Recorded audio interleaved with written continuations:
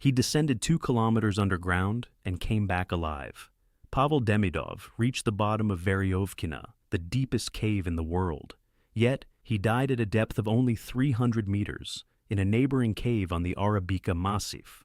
On the 23rd of August, 2020, in a narrow passage, the ceiling gave way. A collapse and a torrent of rock cut him off underground. His partner made it out. Demidov did not. How did one of the strongest cavers on the planet end up buried under a collapse in a place that seemed perfectly safe? And why did it take almost a week to bring up his body? Let's start from the very beginning. Speleology is the exploration of caves. The people who do it descend to places no one has ever set foot before, into narrow passages, sheer shafts, and chambers buried under hundreds of meters of stone. They are called cavers. Underground, there's no light, no signal, no familiar landmarks. Your phone doesn't work down here, help doesn't come quickly, and every mistake costs far more than it would on the surface. A caver doesn't have many enemies, and they're all simple ones. Darkness, where you can see exactly as far as your headlamp reaches. Tight spaces, where you can't always even turn around. Water, cold, depth, and time. Rescuers need hours, sometimes whole days, just to reach the person in trouble. Many of the great caves have never been fully explored. Whoever goes first moves blind. He doesn't know what's around the next bend or whether the ceiling above his head will hold. One of the main proving grounds of world speleology is the Arabika Massif in Abkhazia in the western Caucasus. The limestone mountains here are riddled by water for kilometers into the depths. This is where the cave named after Alexander Veryovkin lies. Our story is about a man who reached its very bottom and knew that depth like few others on the planet. And none of that saved him in a neighboring cave, right by the entrance. Pavel Yevgenyevich Demidov was born on the 13th of August, 1971, in Moscow.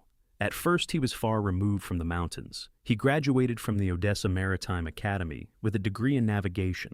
He came to speleology late, already a grown man, in the year 2000 through the school of the Moscow club Perovo.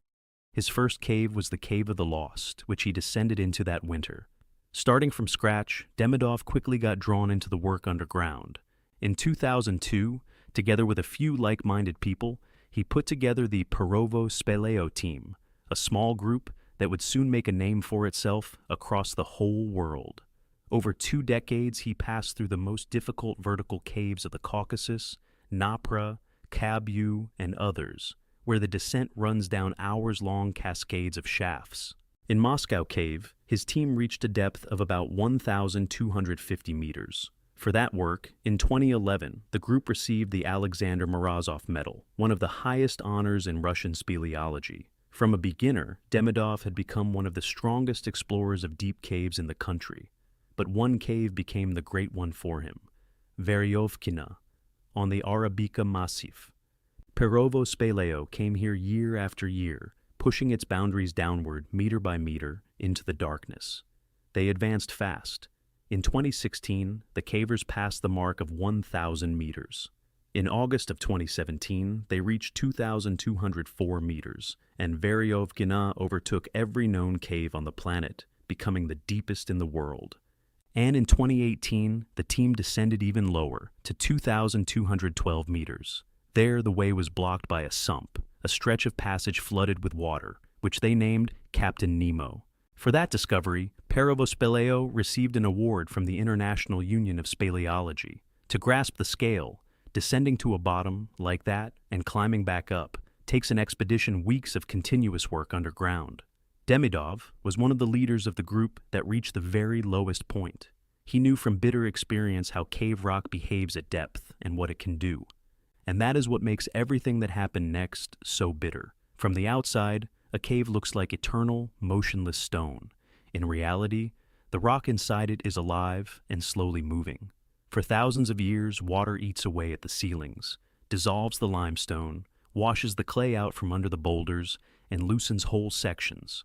What holds today may break loose tomorrow. There's a particular kind of obstacle, a large block collapse, a stretch of passage packed with enormous chunks of rock, lying on top of one another in no order at all.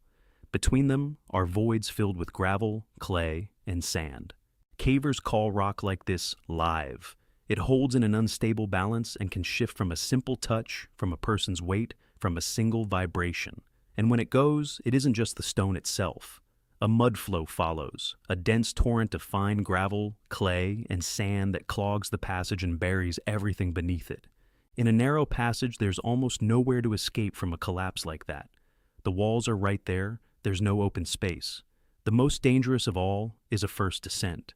No one has yet tested the stability of freshly discovered passages, and no one knows where the stone is waiting for its moment. Very close to Veryovkina, a little farther north across the Massif, the Caverns found another way underground. They named the cave Integral. Its entrance opened at an altitude of about 2,345 meters above sea level, in the middle of a bare karst plateau where nothing grows on the surface. No trees, no water. They first descended here in 2019, and over the first season reached about 200 meters. By Arabika's standards, that isn't much. But it wasn't the depth that drew them in.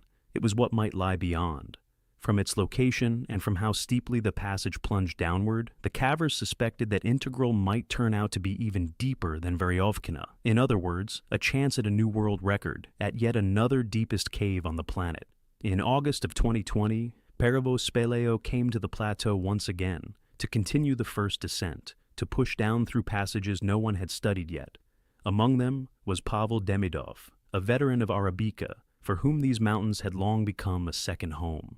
On the morning of the 23rd of August, 2020, everything went as usual. Demidov and his partner were descending into a still unexplored part of Integral, deeper than anyone had gone here before. Around the 305-meter mark, they came to a meander. That's the name for a narrow, winding passage cut into the rock by water. A vertical slit through which a person squeezes sideways. Both of them passed the spot without trouble, and came out onto a small rock ledge. To go on down, they needed a rope. Demidov headed back along the passage to bring it.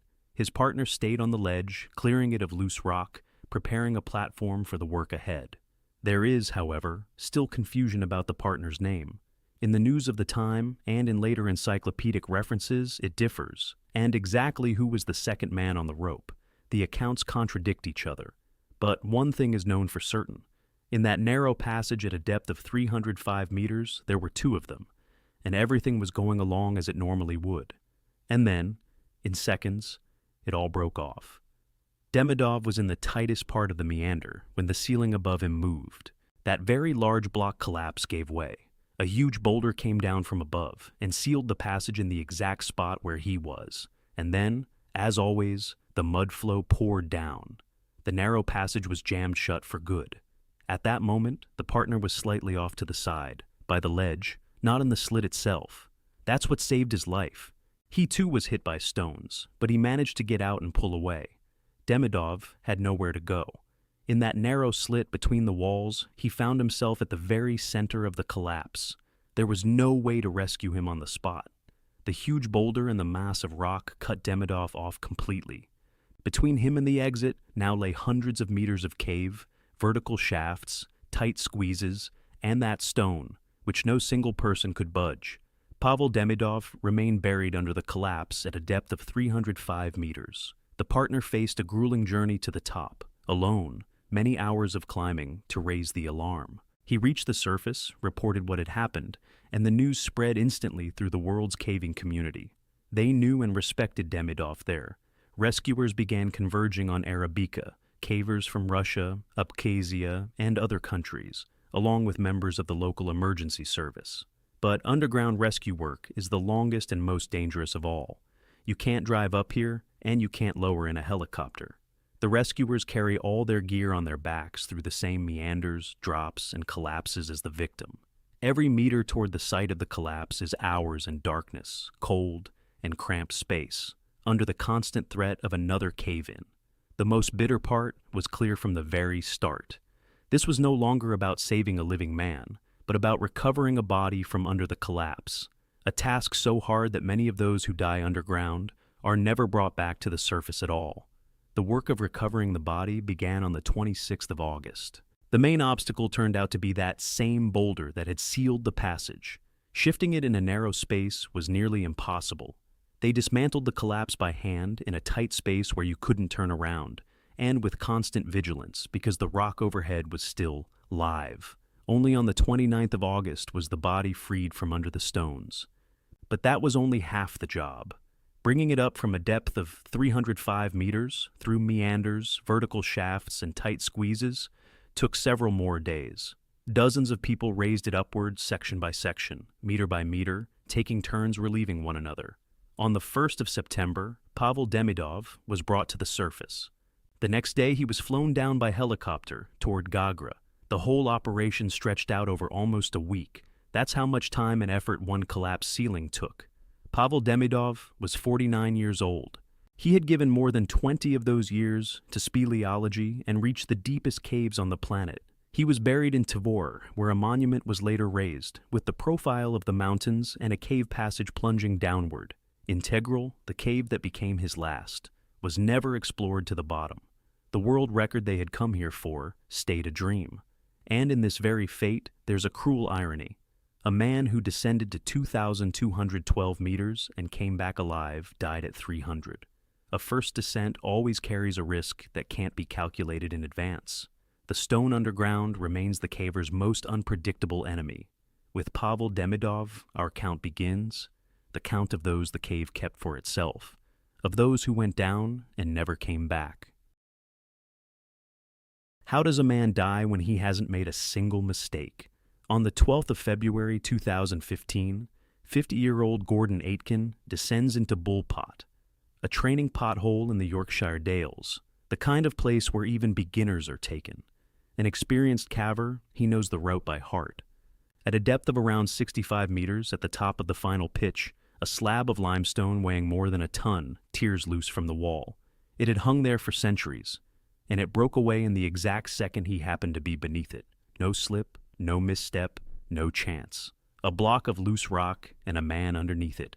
And up on the surface, the world's first underground rescue service was already answering the call. Gordon Aitken came from Lancaster, an old city in the north of England. By February of 2015, he had turned 50, and behind him lay not the odd casual outing, but years spent underground. He didn't drop into the vertical shafts of the Yorkshire Dales just for the company. For him, it was part of life, as ordinary as another man's commute to work. In the world of caves, people like this are called experienced cavers, not tourists, not newcomers pulling on a helmet and lamp for the first time.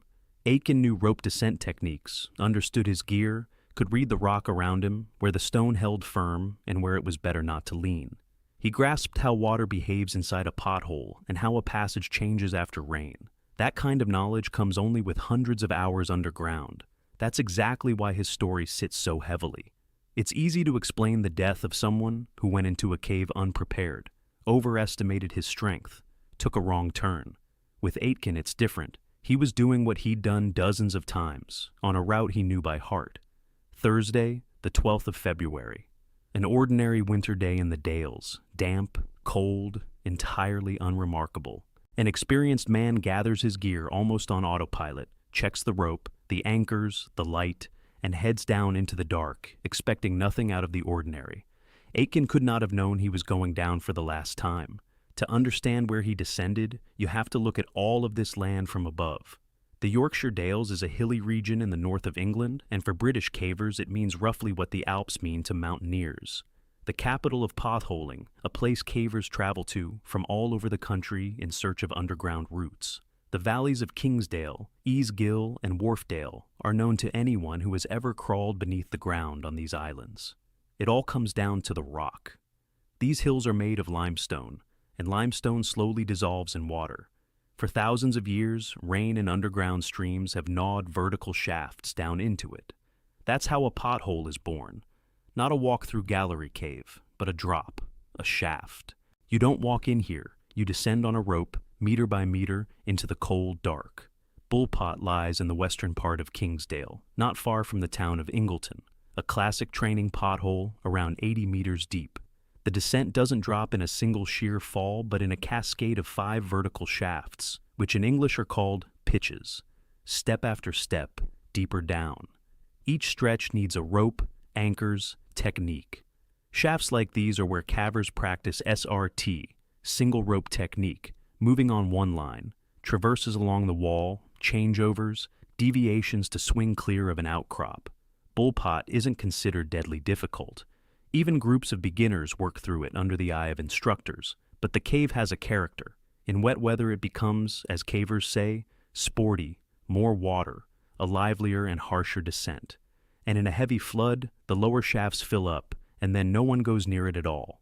That Thursday, Aitken goes down into the dark on a fixed rope. Cavers call a descent like this an abseil, a controlled movement downward, where the person regulates his own speed through a device on his harness. He works shaft after shaft, passing familiar changeover points and tight squeezes. Daylight vanishes, leaving only the beam of the lamp on his helmet and the gray, wet limestone all around. He drops about 65 meters, down to the lower part of the cascade. Here, at the top of the fifth and lowest shaft, the passage changes character. The vertical section ends, and instead of a sheer drop, a horizontal crawl begins, narrow, where you move over rock rather than hang from a rope. Aitken shifts from one to the other, as he'd done countless times. An ordinary stretch of an ordinary route, and above him, a slab of limestone hangs in the wall. More than a ton in weight, held in the rock for who knows how long, perhaps centuries. Nothing on the surface betrays that it's about to give way. Cavers call this loose rock. The block looks like part of the wall, but in truth it's holding on by a thread, waiting for the slightest excuse. What that excuse was, a vibration, a movement of air, an accidental touch. Slow undercutting by water can no longer be established. The slab breaks away without warning. The man below has not a second to react. The rock strikes Aitken from above. Death is instant. The rescuer's duty coordinator would later find the only words that can explain it. He was in the wrong place at the wrong time. Not a fall from the rope, not an error in technique, not an overestimation of his own strength. Experience offered no protection here and could offer none. The rock, which had held for centuries, waited for its moment right beneath Aitken. Someone in the group climbed out of the pothole and raised the alarm. In Britain, a distress signal from a cave follows a clear chain. First the police, then the underground rescue service. Heading for Bullpot is an organization known to everyone who ventures below ground, the Cave Rescue Organization, or CRO for short. This service holds a special place in history. It was founded in 1935, and it's regarded as the first rescue organization of its kind in the world.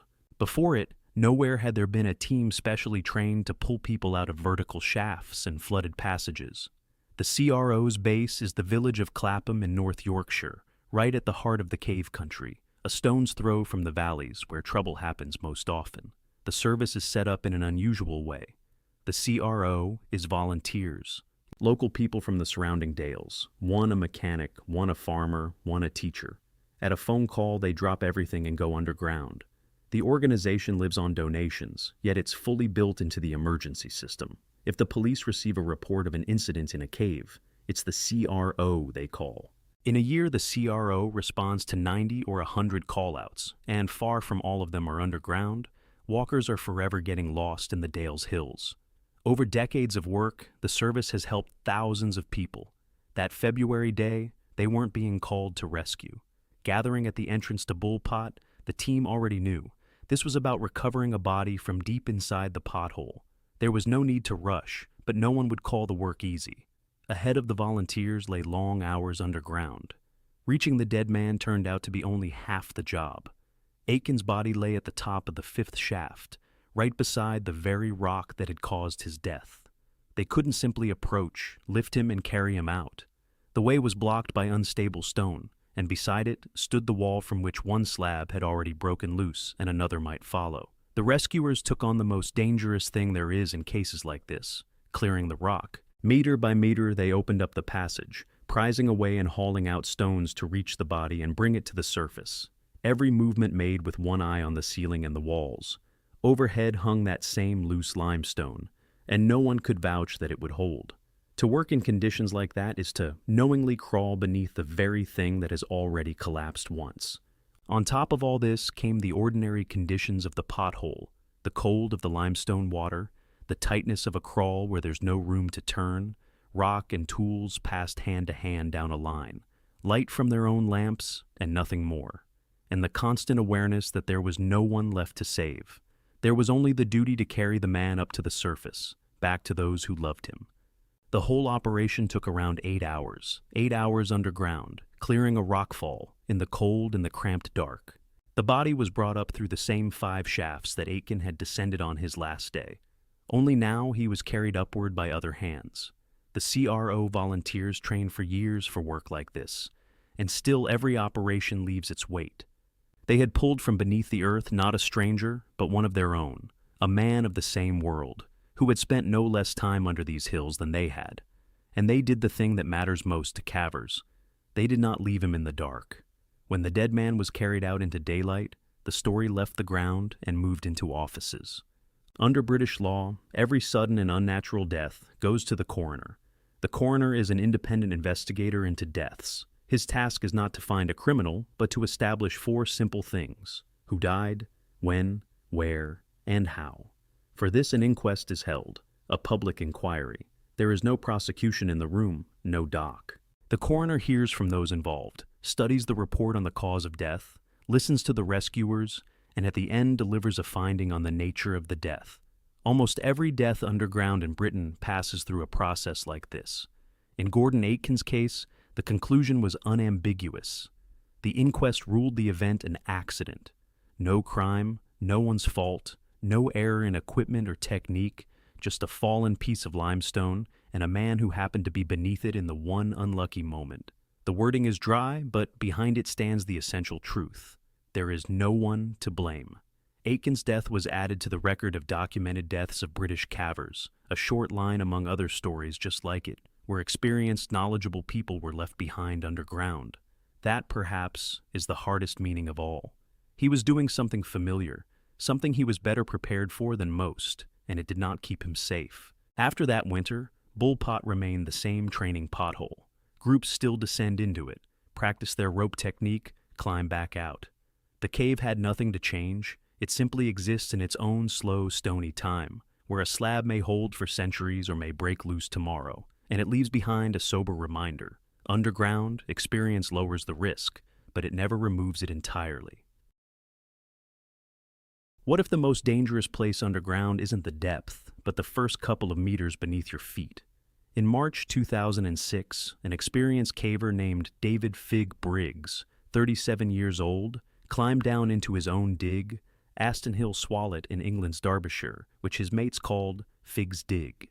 For years he had been digging out this passage by hand, searching for an unknown cave. That day, only a couple of meters from the surface, a block of rock broke loose above him. Help was right there, and there was nothing it could do. How did it come to the point where a man had to be pulled out with a digger from above? And why did being so close to the exit turn into a trap? Hardly anyone in the town of Ripley called David Briggs by his full name. In the caving community of central England, he was known by his nickname, Fig.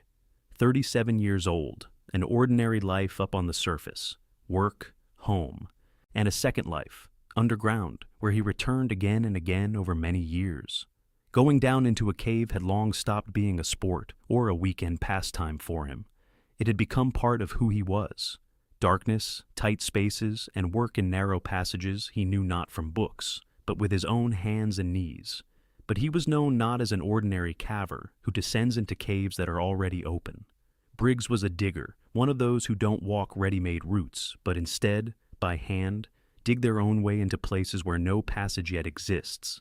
This pursuit was what set him apart among cavers and, in the end, decided his fate. Almost nothing survives about his early years. What is known is this: by the mid-2000s, years of underground work stood behind him. He died in March 2006, not far from his own home, in a cave he himself had started to dig. Not in some random hole belonging to someone else, but in a place that had become his life's work. Ordinary people have barely heard of cave digging. It's a subculture of its own within the caving community, small and stubborn. Its idea is simple and almost mad in the patience it demands. A digger doesn't descend into a finished cave to walk through it and come back. He takes a dead end, blocked passage, or a hollow, and begins hauling out the rock by hand, meter by meter, bucket by bucket, to break through to where no one has ever been. He's searching for a continuation that may not even be there. The work is slow to the point of despair. People come back to the same hole for years, for the sake of a few meters of new passage. The tools are simple: spades, buckets, ropes to lift the spoil. Where solid rock stands in the way, explosives come in. All for what? For one single feeling: to step into a section of cave where no human foot has ever trodden, and whose existence no one even knew about. The explorer's urge in its purest form only pointed not upward, toward the summits, but downward, into the darkness beneath your feet. Many projects lead nowhere. The passage runs into a dead end. For Briggs, one particular Swallet became this personal, almost obsessive labor. Near the village of Pikehall, there's an unremarkable spot, a hollow where a stream vanishes underground. A Swallet. For centuries the water eats away the limestone here, and where it dives down, a cave often begins. On the maps, it's Astonhill Swallet, but to his own crowd, it had a second, far more telling name: Fig's Dig. The place had grown so entwined with the man who dug it that Caverns named it after that man's nickname. Not a dot on a map, but a project spanning years, one Briggs kept coming back to again and again, deepening the entrance and pushing his way inward. At the heart of this project was the entrance shaft, a narrow vertical pit that Briggs himself was digging. But that shaft ran not through solid stone, but through soft surface ground. And here's the single most important detail of the whole story. Right near the surface here lies not sturdy limestone, but a loose mixture: clay, sand, and gravel, all washed in by water. Ground like that is treacherous. It's easy to dig. It gives way to the spade far more readily than rock, but it holds together poorly. Undercut it from below, take away its support, and the whole mass above that spot can start to move. It's precisely this quality that would make Fig's Dig deadly. In a deep cave, the danger is somewhere far below, under hundreds of meters of rock. In a fresh dig near the surface, it's the other way round. The main threat is right here, in the first few meters, in the unsettled ground that a man loosens with his own hands. A large block in a mass like that is held only by the surrounding earth, and the digger, meter by meter, hauls out exactly what's holding it up. At some point the balance breaks and the stone goes down. No crack, no warning, no time to react. Cavers call ground like this live. Briggs knew it better than most. He had been working Fig's Dig for years, but understanding a danger and protecting yourself from it are two different things. He was working right at the bottom of the shaft, in a tight space where there was practically nowhere to step aside. If a block broke loose, a man wouldn't have a single second to jump clear. In March 2006, Briggs came back to his Swallet once more. Not some fateful expedition, but an ordinary working shift in the dig, the sort he'd had dozens of over the years.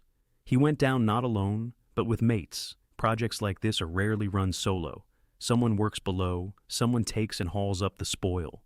The work went on as usual, shifting ground at the bottom, buckets of rock to the top, everything as it always was. Briggs was right at the base of the shaft, a couple of meters below the surface in that very unreliable ground.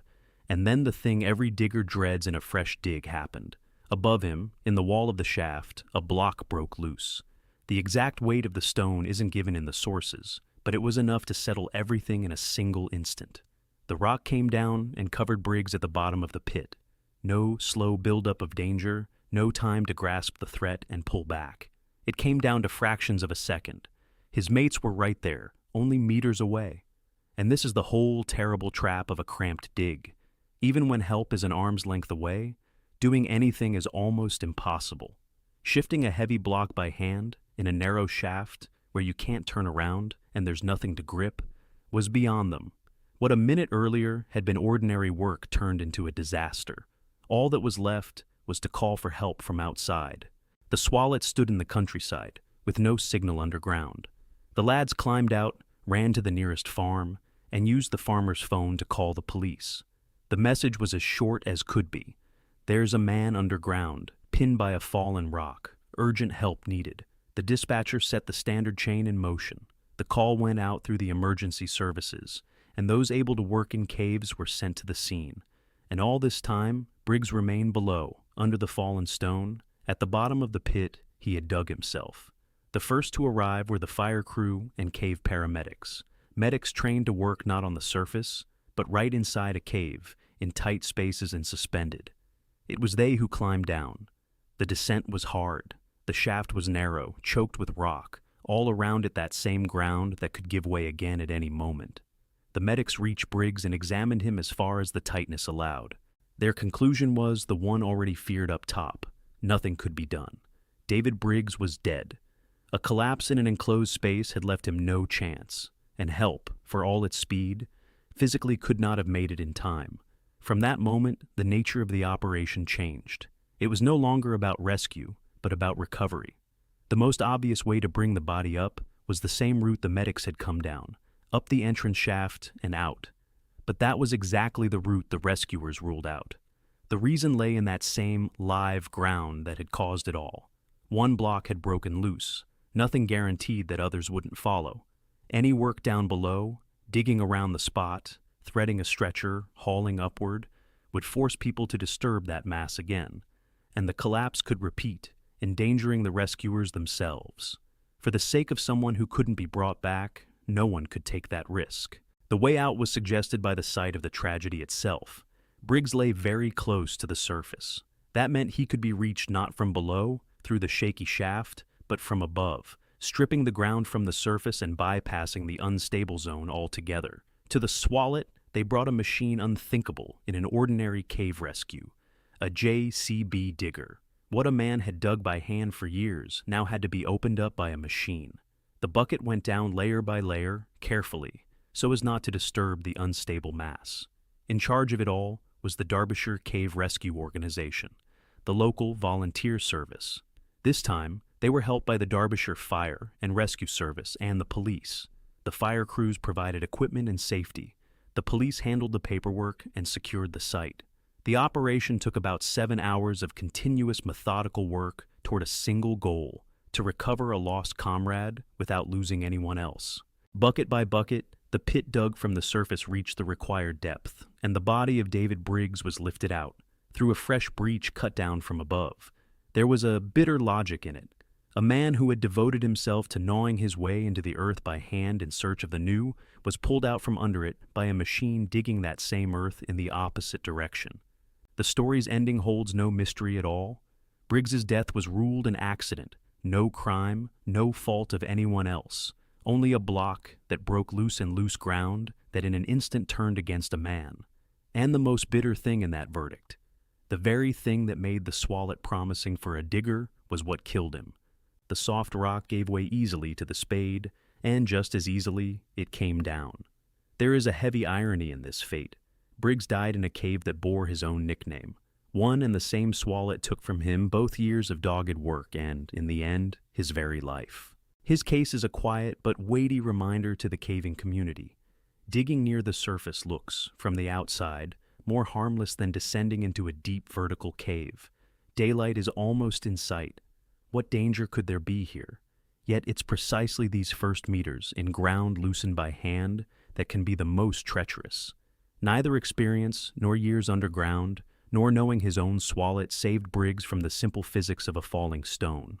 David Briggs, 37 years old, from Ripley, remains on the list of British cavers who died underground. The line about him is short. March 2006, Astonhill Swallet, Rockfall. Behind that line stands a man who loved to go where no one had ever been and met his end a few steps from the surface, in a pit dug with his own hands. An experienced caver heads into a familiar cave, one where thousands of people have descended before him, along a route that's been run hundreds of times. February 1994, Lost John's Cave on the Lech Fell Plateau, part of the largest underground system in Britain. His name was Paul Lyons. He would never come back up. What can kill a man in a place that seems to have been studied inside and out? The answer is short and terrifying. The cave's own rock. A rock fall. Not a flood, not a mistake on the rope. Why does a mass of stone that has stood for centuries suddenly stop holding together? And why did only a few lines survive about this death? In the north of Lancashire, right on the border with the Yorkshire Dales, lies the limestone plateau of Lech Fell. From above, it's a bleak moor, pitted with sinkholes and shakeholes into which streams disappear with a roar. Beneath it hides one of the best-known caves in this part of the country, Lost John's Cave. This is not a horizontal tunnel you can simply walk through. Lost Johns's is a vertical system of shafts, drilled out by water in an ancient rock that cavers call the Great Scar Limestone. The cave drops more than 200 meters down. It has 8 entrances, and its passages stretch for nearly 5 kilometers. It was pushed all the way to its bottom back in 1928, and ever since, generation after generation of cavers have come down here. Today, Lost Johns's is one of Britain's main training grounds for practicing vertical technique, the so-called SRT, descending and ascending on a single rope. This is where people learn to handle their gear, get used to the drops, the water, the darkness. The cave is considered accessible and predictable as anything ever gets underground. In February of 1994, a man named Paul Dominic Lyons goes down into these shafts. In the caving community, he was known by a short nickname, Paul Pot, an experienced caver for whom the Lech Fell system was nothing new or frightening. He was descending a route he knew, just as hundreds of people like him had known it before. He would not come back up to the surface. What happened to him deep inside Lost Johns would cut short nearly a century of the cave's history, with one brief tragedy. To understand exactly where Paul Lyons is heading, you have to step back from any single entrance and look at the system as a whole. Lost Johns is only a fragment of something incomparably larger. The cave is part of the Three Counties system, the largest interconnected underground labyrinth in Britain. The name is literal. The passages of this system run beneath 3 counties at once: Cumbria, Lancashire, and North Yorkshire. The total length of known passages is around 90 kilometers. It is the longest cave system in the country and one of the largest in the world, the 34th longest on the planet. The idea that all these scattered caves are in fact parts of a single whole was first raised back in 1968. It was put forward by the caver Dave Brooke. After that, generations of cavers spent decades searching for connections between the separate caves, diving through flooded passages, digging out chokes, crawling through squeezes in the hope that beyond the next narrowing, the neighboring system would open up. Lost Johns was gradually linked to Knott's Pot, to Ease Gill, to Araby Fell, to Pippican Pot. The full unification of the system would only be completed after Paul's death, in 2011, when cavers broke through the link between Knott's 2 and Lost Johns. But in February of 1994, this cave is not a museum piece for him, not an abstraction on a map. It is a living, working labyrinth of shafts, streams, and blocks of stone. And that scale is not just an impressive figure in the reports, it is also the scale of the danger. Underground, you can easily find yourself hundreds of meters below the surface, kilometers from the nearest way out, in a place where any help takes an agonizingly long time to reach you. Behind the system's giant numbers stands one particular man about whom astonishingly little is known. It's not a matter of carelessness. That's simply how the memory of many caving incidents of the 90s works. Caving in those years was a tight-knit community of insiders. Its tragedies were recorded briefly for a narrow circle, not for the wider public. Reliable sources say almost nothing about Paul Lyons' personal life. We don't know for certain his exact age or the details of his biography. That nickname, Paul Pot, comes from the caving world, where names like that are just the way of things. A short, familiar, recognizable label for the people you go down on the same rope with. What we do know is that he was an experienced caver who knew the vertical systems of Lech Fell well. He understood both the gear and the character of these shafts, and he went down not at random, but fully prepared. After his death, 2 pieces appeared in the caving press. In the summer of 1994, the magazine Caves and Caving printed a memorial article, Paul Dominic Lyons, Paul Pot, written by John Watt. And earlier still, in April and May of that same year, the magazine Descent published a report on the tragedy itself in Lost Johns. And that is all that remains on record. The exact makeup of the group on the day of the accident isn't reliably confirmed either. The cave itself, though, is described down to the last shaft, and the easiest way to work out what might have happened there is through the cave. Descending into this cave is not a single movement, but a chain of drops, traverses and streamways succeeding one another. Lost Johns offers 3 classic routes, each with its own name: Dome, Centipede, and Monastery. Cavers often run them as exchange trips. Some go down one way, others come up another. Centipede is considered the easiest, 3 straight drops and simple traverses, where you don't need any tricky ropework changeovers. Dome and monastery demand more technique and more attention to the water. All 3 routes lead to a single point, the underground river known as the Battle Axe Streamway. From there begins a section that everyone who's been to Lost John's knows. The Battle Axe Traverse, a narrow passage above a gaping drop, one so serious that it's protected along its whole length with a rope. To pass, it means walking alongside the void, holding on to the line strung across it. Just beyond the traverse opens the long shaft of Valhalla, leading still deeper into the system. Further downstream is Ground Sheet Junction, a junction point of passages. In dry weather, it's just a crossroads. But in heavy rain, the water here rises by 10 meters and more, and the passage turns into a trap. This entire cave lives on water, and that same water is what makes it deadly. Through this world moves the Cavern, among shafts, streams, and overhanging blocks, in absolute darkness, where the only light comes from a headlamp. Every meter of Lost John's holds only as long as the mass of limestone above your head stays stable. And that stability is deceptive. The rock of Lech Fell is no solid monolith. For centuries, water seeping through has dissolved the limestone, washed out the joints, undercut whole blocks from below. Inside the system hang masses of stone that look like part of the wall or the ceiling, but in fact hold on by nothing more than friction and their own weight. Cavers call such rock live. It can look motionless for years, then shift at the touch of a hand, at the pull of a taut rope, at the simple stirring of the air as a group passes through. In a vertical cave, this is especially dangerous. The threat comes from underfoot, from above, and from the sides, from the very walls you're descending along on the drop. In a narrow shaft, there's nowhere to dodge. Once a loosened block starts going down, a person hanging on a rope in a tight drop has almost no room to move aside. The mass of stone leaves no time to react. This is the stone Paul Lyons came up against. The official cause of death in the report is a rock fall. Not a flood, not losing his way, not a fall from the rope. He was killed by the cave's own stone. The exact location isn't recorded in the publicly available sources. All that's known is that there, a mass of limestone suddenly began to move. In the tightness of a vertical system, there's no time left to react. A rock fall underground first deafens you, the roar, the dust, the shuddering walls, and then comes complete silence and darkness. If there were companions nearby, they're left alone with the disaster and with rock that can't be shifted by hand, and they know that help won't reach this place anytime soon.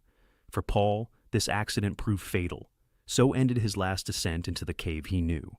Up to the daylight, news of the accident brings out the British Underground Rescue Service, volunteers who go down into the system, knowing that long, dangerous work lies ahead of them. Bringing a man up out of a deep vertical cave means hours of struggle with the same shafts and squeezes he descended through alive. Every meter of the ascent carries the risk of another shift of rock, now for the rescuers themselves. Paul Lyons' death added to the list of British cavers who have died, and Descent and Caves and Caving examined what had happened for the community. The conclusion was a single one. Even a familiar route, run 1,000 times, gives no guarantee that the stone above your head will stay where it is. Decades on, Lost John's remains one of the favorite training routes on Lech Fell. Cavers still make their way through Dome, Centipede, and the Battle Axe Traverse, and the system around it keeps growing. In 2021, 2 cavers passed through it end to end for the first time, in 17.5 hours. Against the backdrop of those records, Paul Lyons' story stays quiet. What survives of it is 2 magazine notes and a line in a list of the dead. Only a few things are known for certain. The cave, the rock fall, February 1994, a death. Everything else is more honest to leave in the dark than to invent. 3 experienced people went underground and never came back, all of them at once, in a single moment.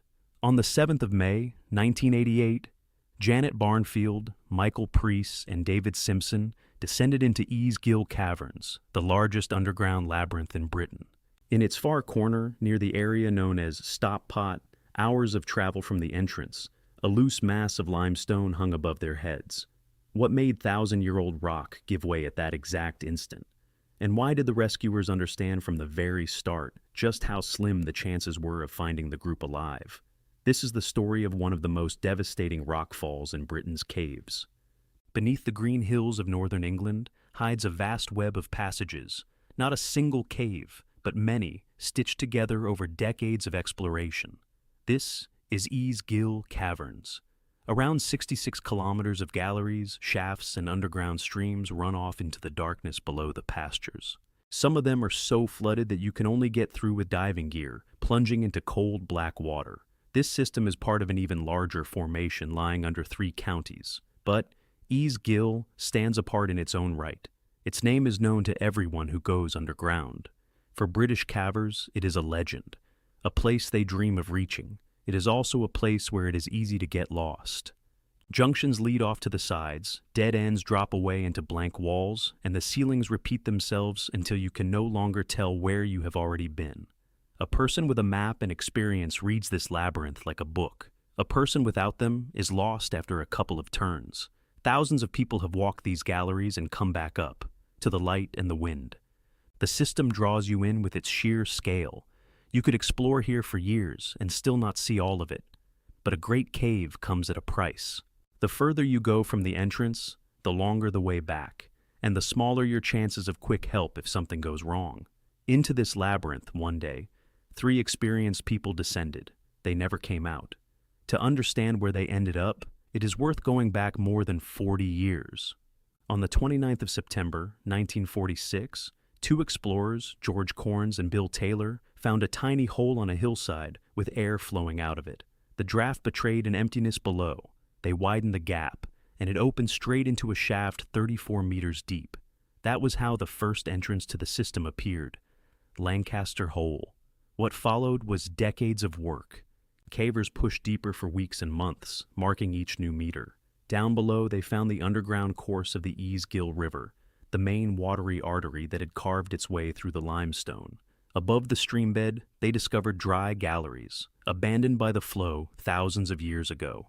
The water had dropped lower, and the stone corridors were left hanging in the dark. It is those that give the system its many levels and its tangled shape. Year by year, new entrances were sewn onto the labyrinth. Separate caves, with no connection at all on the surface, would suddenly turn out to be parts of a single web. You only had to travel underground and find the join. And so, the scattered holes on the hills came together into one giant organism. At the very heart of this web is a point where passages converge from every direction. It is called Stop Pot. From different surface entrances, County Pot, Wretched Rabbit, Pool Sink, Top Sink, separate routes run underground, and almost all of them, sooner or later, come out here. You descend to Stop Pot by a ladder, already deep underground, where daylight is only a memory. Around you is silence and the cold air of a cave that no sound from the surface can reach. The area around this junction is remote in the fullest sense of the word. To get here from the entrance, a cavern needs several hours of traveling underground, squeezing through tight spots, dropping down shafts. It is a serious expedition, one that demands strength both for the journey in and for the journey back out. And here is what makes it so treacherous.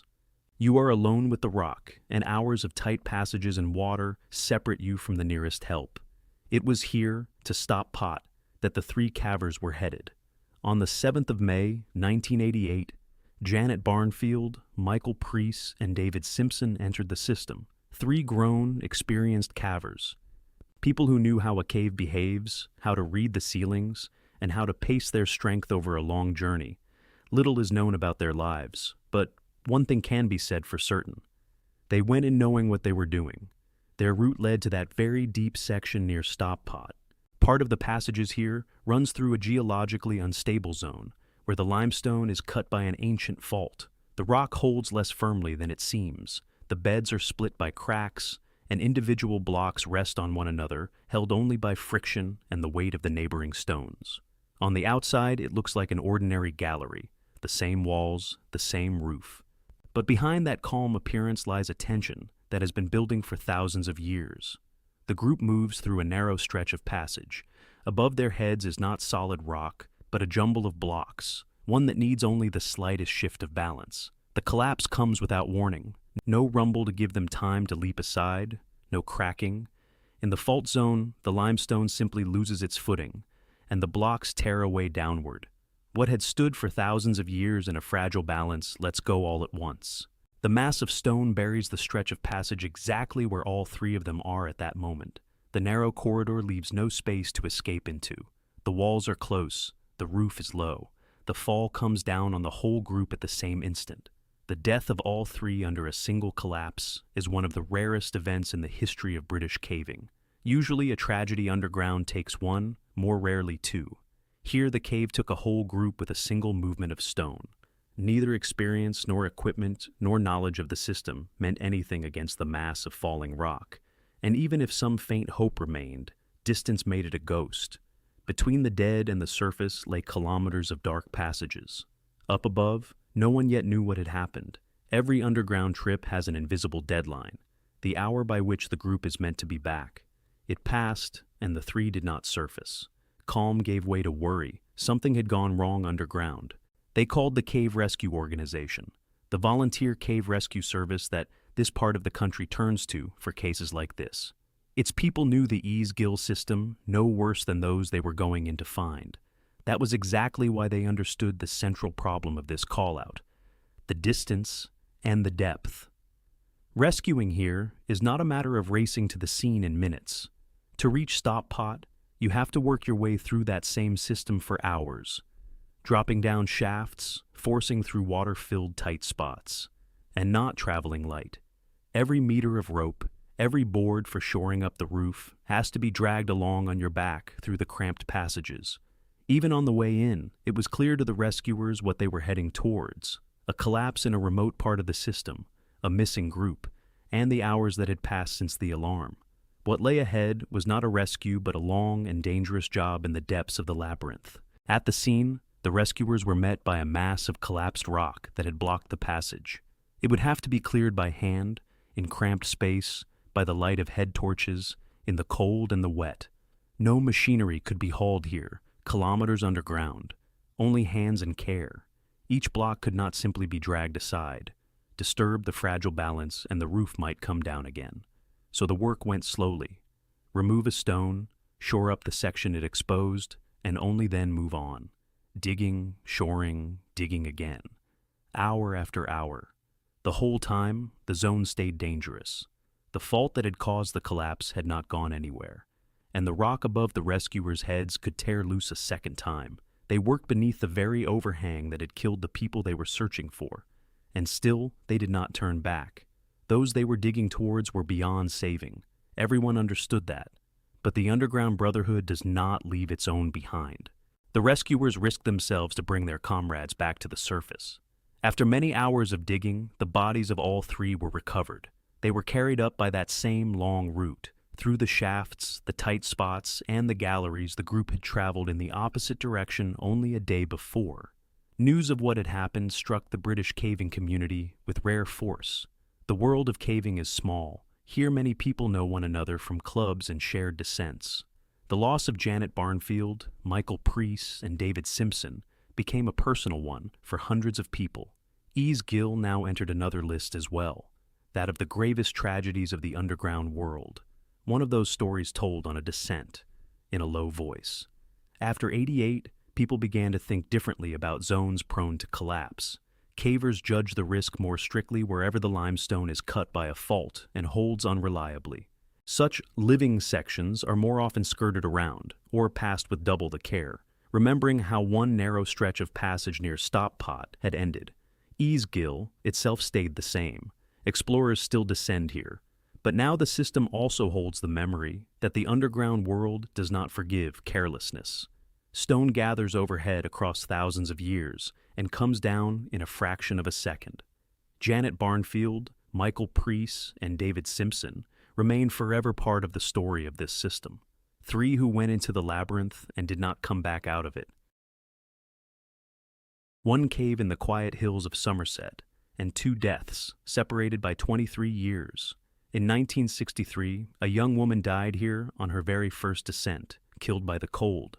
And in January of 1986, deep underground in Longwood, Swallet, a boulder weighing several tons broke loose and fell on a teenager. His name was Attila Kurucz.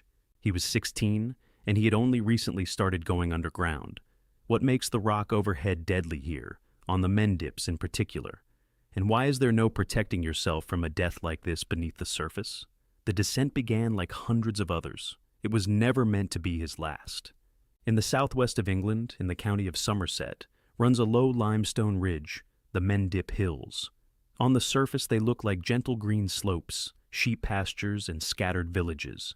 But under that thin layer of grass lies rock, eaten away by water, and hidden inside that rock are some of the most famous caves in Britain. For those who go underground, the Mendips rank as the third great caving country, after the potholes of Yorkshire and the caves of the Peak District. The Mendips have their own particular geology. Here the limestone sits on top of ancient old red sandstone, a far older, denser rock.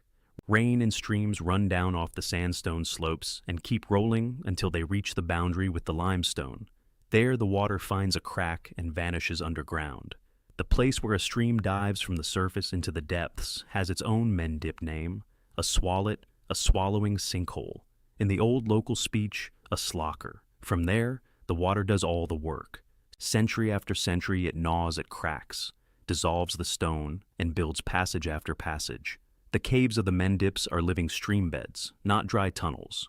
Through many of them still runs the very stream that carved them in the first place. It is cold down here, wet, and you can always hear the water. And it is the water that makes the Mendips what they are, beautiful and treacherous at once. The caving community loves these hills. On a good weekend, hundreds of people go underground. Clubs, students, beginners. Most of them come back up without a scratch. But the Mendips have a way of reminding people what they really are. And one of those reminders has a name, Longwood Swallet. Near the village of Charterhouse, in the shadow of Longwood, a stream leaves the surface and goes underground. That is where the cave gets its name, the swallowing sinkhole of the Longwood. It was discovered in the autumn of 1944, and not by professionals. The first people down were schoolboys from Sidcot, lads who climbed into a hole to follow a stream. What they found turned out to be one of the most beautiful caves on the Mendips. Beyond the entrance, the stream leads inward into the main streamway. In all, about a mile of passage has been explored in Longwood Swallet, and it reaches a depth of some 175 meters. Two routes lead inside, a dry bypass and a wet one, straight through the water, through the cold flow. Both meet at the main streamway. The lower part of the cave is a long, water-filled corridor of formation rock. Stalactites, flow stone, stone curtains that the water shaped over thousands of years. There is a price to pay for that beauty. This is an active cave, where there is always both water and movement of rock. At the very bottom, the flow runs up against a sump, a flooded passage filled with water to the roof, beyond which there is no getting without gear. The cave has one more trap. The level of the stream is tied to the pumps of a water company nearby. When they are switched off, a surge of water passes down the streamway, and the cave changes its nature in a matter of minutes. Passable one moment, dangerous the next. Today, Longwood Swallet is locked, and access underground is controlled by a local organization. But it was not always so, and long before there was a lock on the entrance, this cave had already taken a life. The first tragedy came in the spring of 1963. A young woman went underground. For her, it was the very first trip out with a group of cavers. She came to see the cave, to trust those with more experience. She never came back out. It was not the rock that killed her, and not a fall. It was the cold. In a water-filled cave, the water and the stone strip the warmth from the body faster than a person realizes. Wet clothing, an icy flow, long hours underground. A beginner's body could not hold out.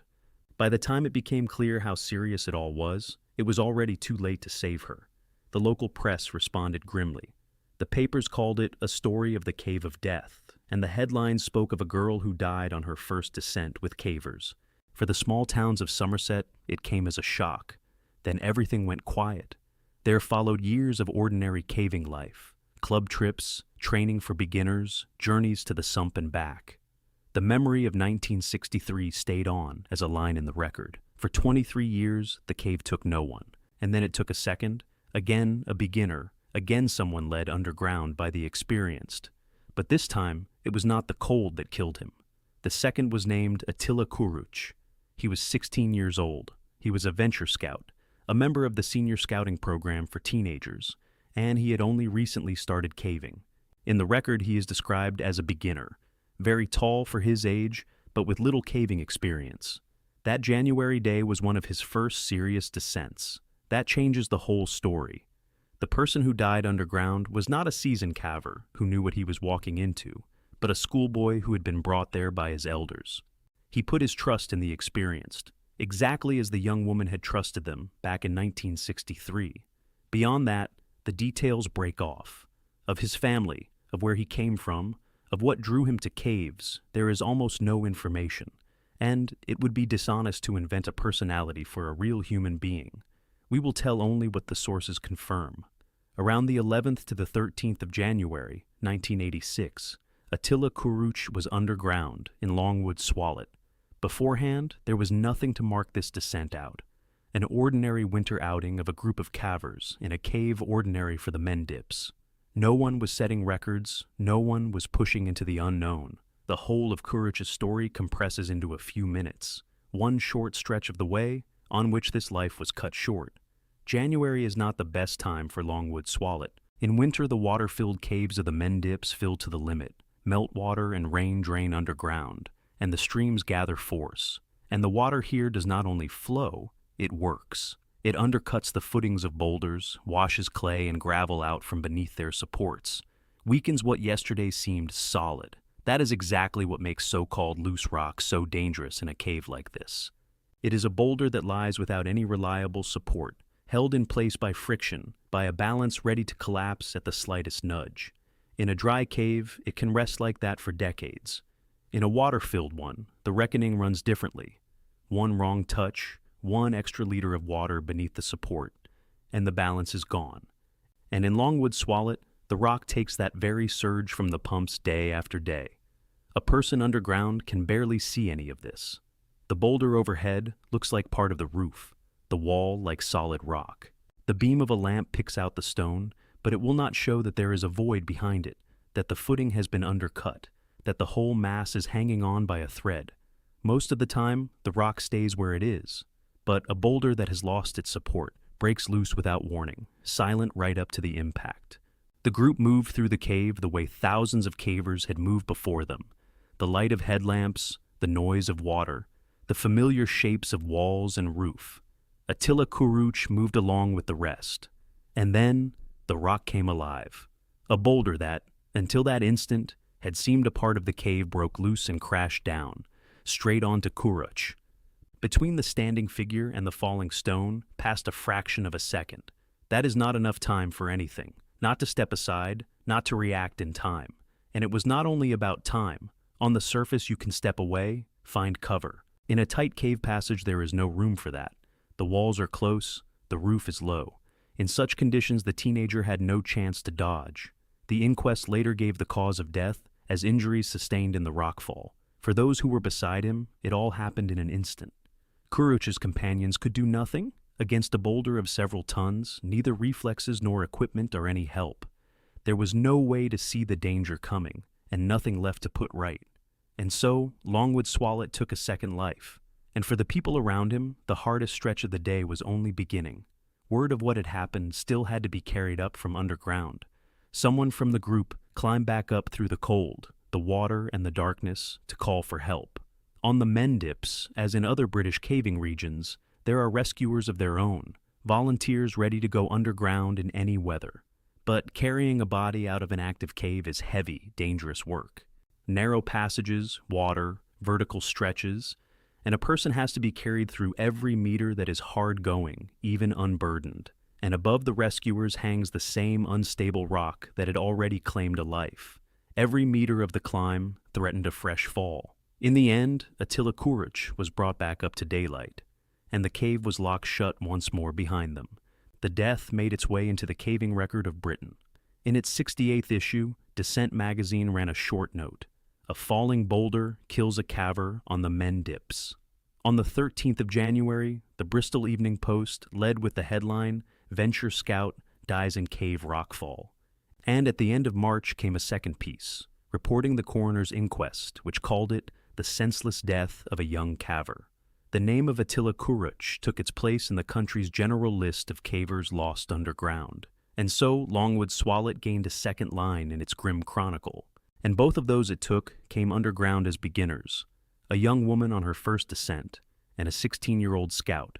Of what he was like, we know little, but the cave that took him remembers, and the Mendips, those gentle green hills above their water-eaten stone, still receive their cavers, those who go beneath the surface knowing that the rock overhead will not always stay where it is. For over a century, people came here for a shilling to marvel at an underground waterfall painted by Turner himself. Above the falling water hung a giant boulder nicknamed Mohammed's Coffin, beautiful and terrifying at once. And in May of 1971, the open pothole of Weathercote in the Yorkshire village of Chapel-le-Dale killed a person for the first time. The Cavern fellows died beneath a rock that broke loose from above. Why did a place where tourists were led without a second thought suddenly claim its price? And what do we even know about the man whose death sealed this abyss for everyone? Many underground traps hide in darkness and tight, cramped spaces.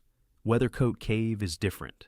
It's not a closed cave with narrow crawls, but a huge open hole in the ground, a gaping pothole in the middle of the green fields of Chapel-le-Dale in the north of England. Around 20 meters deep, some 60 meters long, and in places up to 15 meters wide. Stand at the edge and you can see the bottom. Daylight plays on the wet walls, and from somewhere in the rock, a stream bursts out. That stream is called Winterscale's Beck. It sinks underground further upstream, and here, in the pothole, it crashes down as a waterfall nearly 20 meters high, filling the shaft with a roar and a fine mist of water. It was this waterfall that made Weathercote famous centuries ago, its height, its thunder, its spray hanging in the air like a rainbow. The water carved its way through the Great Scar limestone, that same massive slab of pale stone that stretches across the whole of the Yorkshire Dales. And lower down the valley, it comes back to the surface at the natural arch of God's Bridge. This place was known long before the age of cavers. In 1808, Joseph Malord William Turner came down here, one of the greatest English painters. On that first visit, he drew the waterfall from below, from the foot of the falling water. And 8 years later, in 1816, he returned and painted the view from above, in flood, when the shaft filled with rising water. The poet William Wordsworth came here too, and the famous critic John Ruskin. The pothole became one of those Yorkshire sights that an educated traveler of the age would deliberately turn off the road to see. So, Weathercote became a celebrated landmark, a wild beauty of the north of England, sung of in painting and in words, and over the whole picture hung something sinister. Right at the top of the waterfall, wedged between the walls of the shaft, sat a giant block of stone. They called it Mohammed's Coffin, after an old legend of a coffin said to hang in the air held up by invisible magnets. The block loomed over those who climbed down, and clung on by no one knew what. Long before cavers and helmets and ropes came to the edge of the pothole, it was ordinary travelers who came. From the middle of the 19th century, Weathercote was a paying attraction. In a house called Weathercote House lived the owner. Anyone who wished could knock on his door, pay a shilling, and be given a guide down. By the entrance stood a bench where people waited their turn to descend to the waterfall that legend spoke of across the whole of England. A guide from Weathercote House led the visitors down to the very foot of the falling water. For that same shilling, he showed them Mohammed's Coffin looming near the top, and the spot lower down the valley where the stream broke back out at the natural arch of God's Bridge. The way down was anything but safe. It began with a cramped old door in a wall, then rough stone steps beneath a limestone bridge. People at the time described the path bluntly: greasy, slippery, and unsafe. The rock forever wet with spray, feet sliding, and a single wrong step turning into a fall. And all of it, down walls carved by water into the Great Scar limestone, that same stone that hoarded unsteady boulders above the visitors' heads. In heavy rain, it all became far more serious. Winterscales, Beck, which usually gave that lovely waterfall, turned in flood into a wall of water. The shaft filled completely. The water rose to the brim and spilled over into the valley, rolling right past the house itself. Anyone caught below at such a moment could no longer be saved. And yet, for decades, Weathercote was a place of wonder, not tragedy.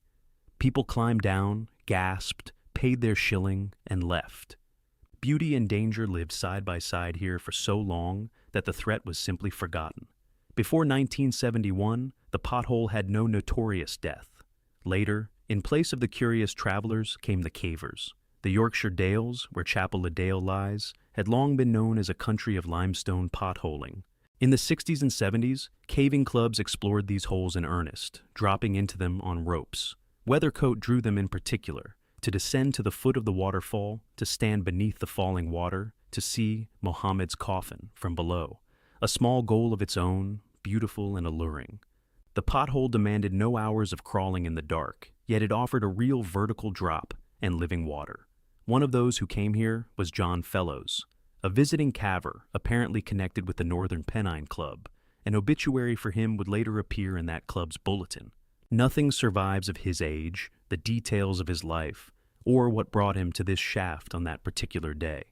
Let me be honest, the story of John Fellows has reached us in the barest of lines. A notice in a newspaper, an entry in a list of the dead, a short obituary in a club newsletter. It's tempting to imagine the details, but that's a slippery road. We won't invent how it happened, who stood nearby, what he was thinking. Too much has not survived. Only a little is firmly confirmed. A man named John Fellows, the Weathercote pothole in Chapel-le-Dale, May of 1971, and the cause, which we'll come to shortly. Everything else is the silence of the archives. An open pothole deceives you with a sense of safety. No suffocating tightness of a closed cave, no total darkness, no kilometers of passage to the way out. Above your head, the sky, beneath your feet, a visible floor, and beside you, a beautiful waterfall pouring down. It seems you can't get lost here, and you can't suffocate. And in that deception lies the chief danger of Weathercote. The very water that gives the pothole its beauty also makes it treacherous. Spray settles on the walls, the stone takes on a film of damp, moss grows, and the surface becomes as slippery as ice. Every step towards the foot of the waterfall is over wet limestone, where the foot finds no grip. And the most dangerous thing comes not from underfoot, but from above. That same flow has been undermining the rock for centuries. The limestone dissolves, the cracks widen, the boulders lose their footing. Mohammed's coffin and the blocks beside it hold in a balance that only seems eternal. The rock overhead here is no decoration. It is slowly moving. Now, add the flood. After rain, winter scales.